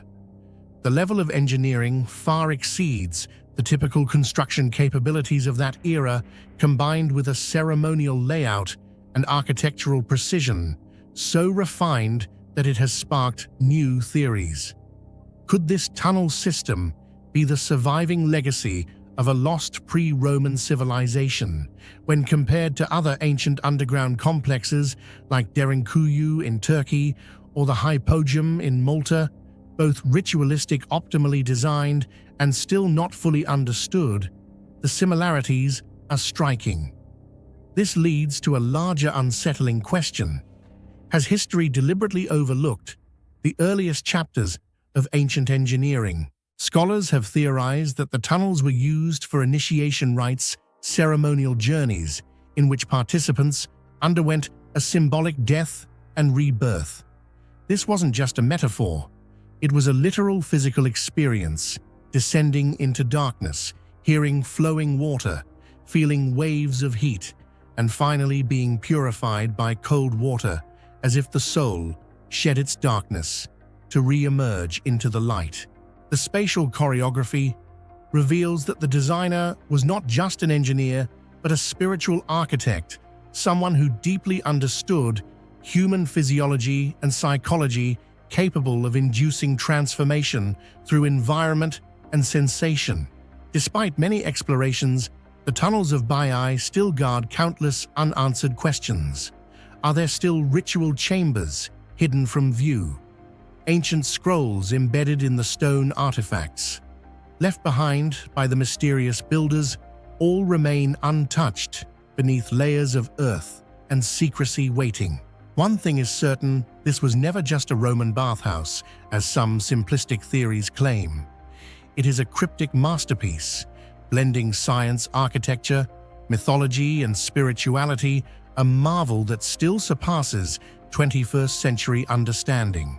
If everything you've just read is true, that more than 2,000 years ago, ancient builders created an underground system with a level of engineering precision we still can't fully explain, then the question becomes, do we truly understand history? What do you think of the theory that structures like the tunnels of Baiae might be remnants of an advanced civilization lost to time and ignored by mainstream history? Share your thoughts in the comments. Do you believe this was a Roman creation or something far older and far more mysterious? No writing, no inscriptions, no temples, myths, or legends. Only spherical stones, almost perfectly round, lying silently in the dense jungles of Costa Rica, as if someone had deliberately left behind a message, written in a language that modern humanity still cannot decipher. These are the Dike spheres, more than 300 mysterious stone balls crafted hundreds of years ago by a vanished civilization, the Dike culture. No one knows why they made them. No one knows how they shaped such hard stone into mathematically precise spheres. And no one understands why a civilization intelligent enough to achieve that left nothing behind but these cold, silent stones scattered in nature. This is not just an archaeological mystery. It is a gap in the history of humanity, a zone of silence where time stone and ancient knowledge intersect in a maze of unanswered questions. First discovered in the 1930s, when the United Fruit Company cleared parts of the tropical rainforest to establish banana plantations, the mysterious stone spheres of the Dike Delta in southern Costa Rica immediately stunned archaeologists. To date, more than 300 spheres have been recorded, ranging in diameter from just a few dozen centimeters to over 2.5 meters, with some weighing up to 15 tons. What makes them extraordinary is their near-perfect roundness, so precise that even modern equipment would struggle to replicate it. Most of these spheres were carved from granodiorite, an extremely hard type of stone found only in mountains dozens of kilometers away. This implies that the ancient people not only knew how to quarry and transport massive stones across rugged terrain, but also possessed sculpting techniques far ahead of their time. Yet what truly baffles researchers is not just the technical achievement, but a deeper mystery. Who created them, for what purpose, and why, apart from these stone spheres, did their civilization leave no other trace behind?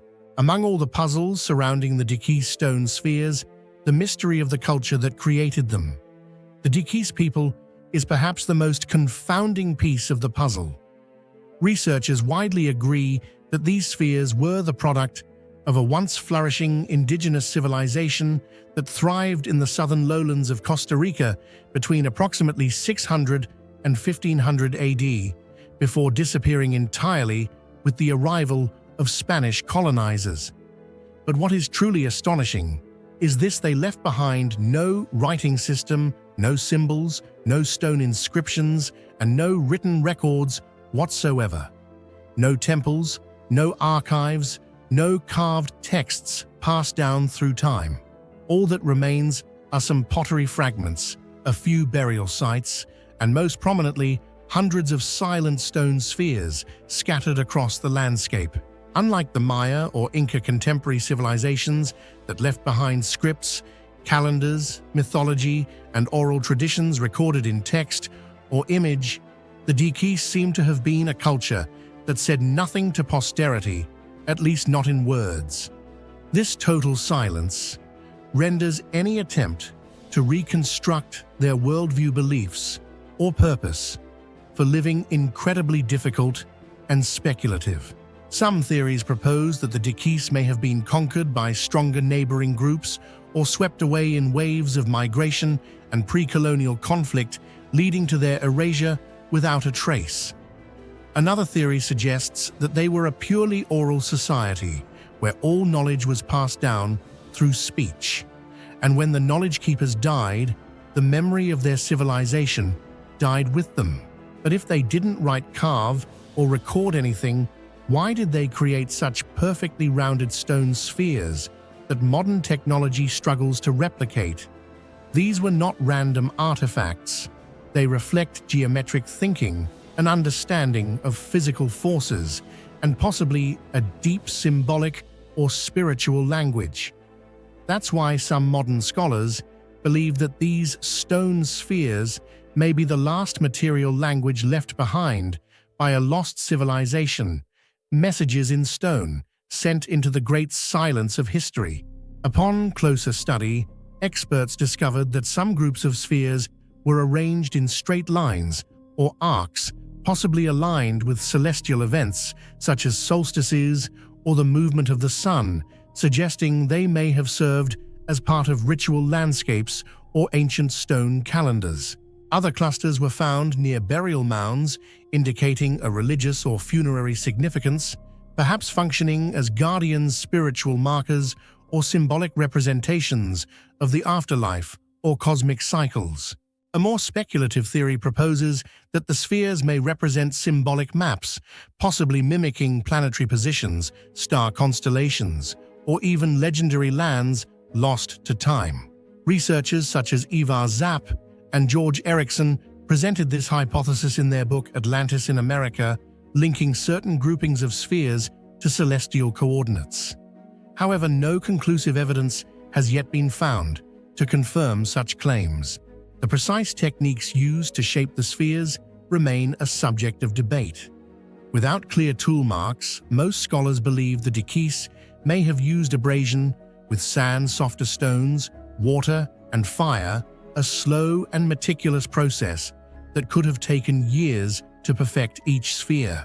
But even if that were true, why would a society invest so much effort into producing hundreds of stone spheres instead of building pyramids, palaces, or city walls like other ancient cultures?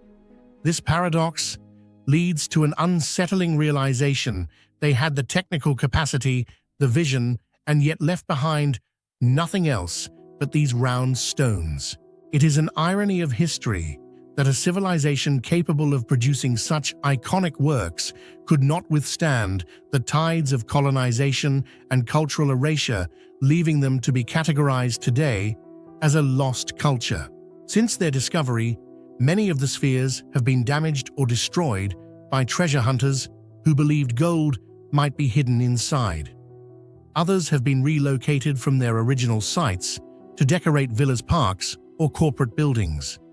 This not only stripped them of archaeological context, but also made it nearly impossible to reconstruct their original arrangement and meaning. In recent years, the Costa Rican government has taken significant steps to recover, catalog, and protect the remaining spheres as national heritage. In 2014, UNESCO officially recognized the Dikis spheres sites as a World Heritage Site, affirming their unique value to human history. The Dikis spheres stand as silent but weighty witnesses to a forgotten past, proof that what we consider impossible might simply belong to a chapter of history we haven't yet understood. They are not just stone balls. They are giant question marks resting on the border between ancient engineering and eternal mystery. They are the final echo of a people who chose to speak to the future, not with words, but with form. And until we uncover the final pieces of the puzzle, they will continue to rest there, silent, defiant, and enduring like fossilized tears of history. So what do you think about the Diki stone spheres? Could they be ancient astronomical calendars, religious symbols, or perhaps even remnants of a long-forgotten civilization? If these stones truly are messages, then what are they trying to tell us? Those who look back from the future, share your thoughts in the comments. Who knows, you might be the one to unlock a whole new understanding of this mystery.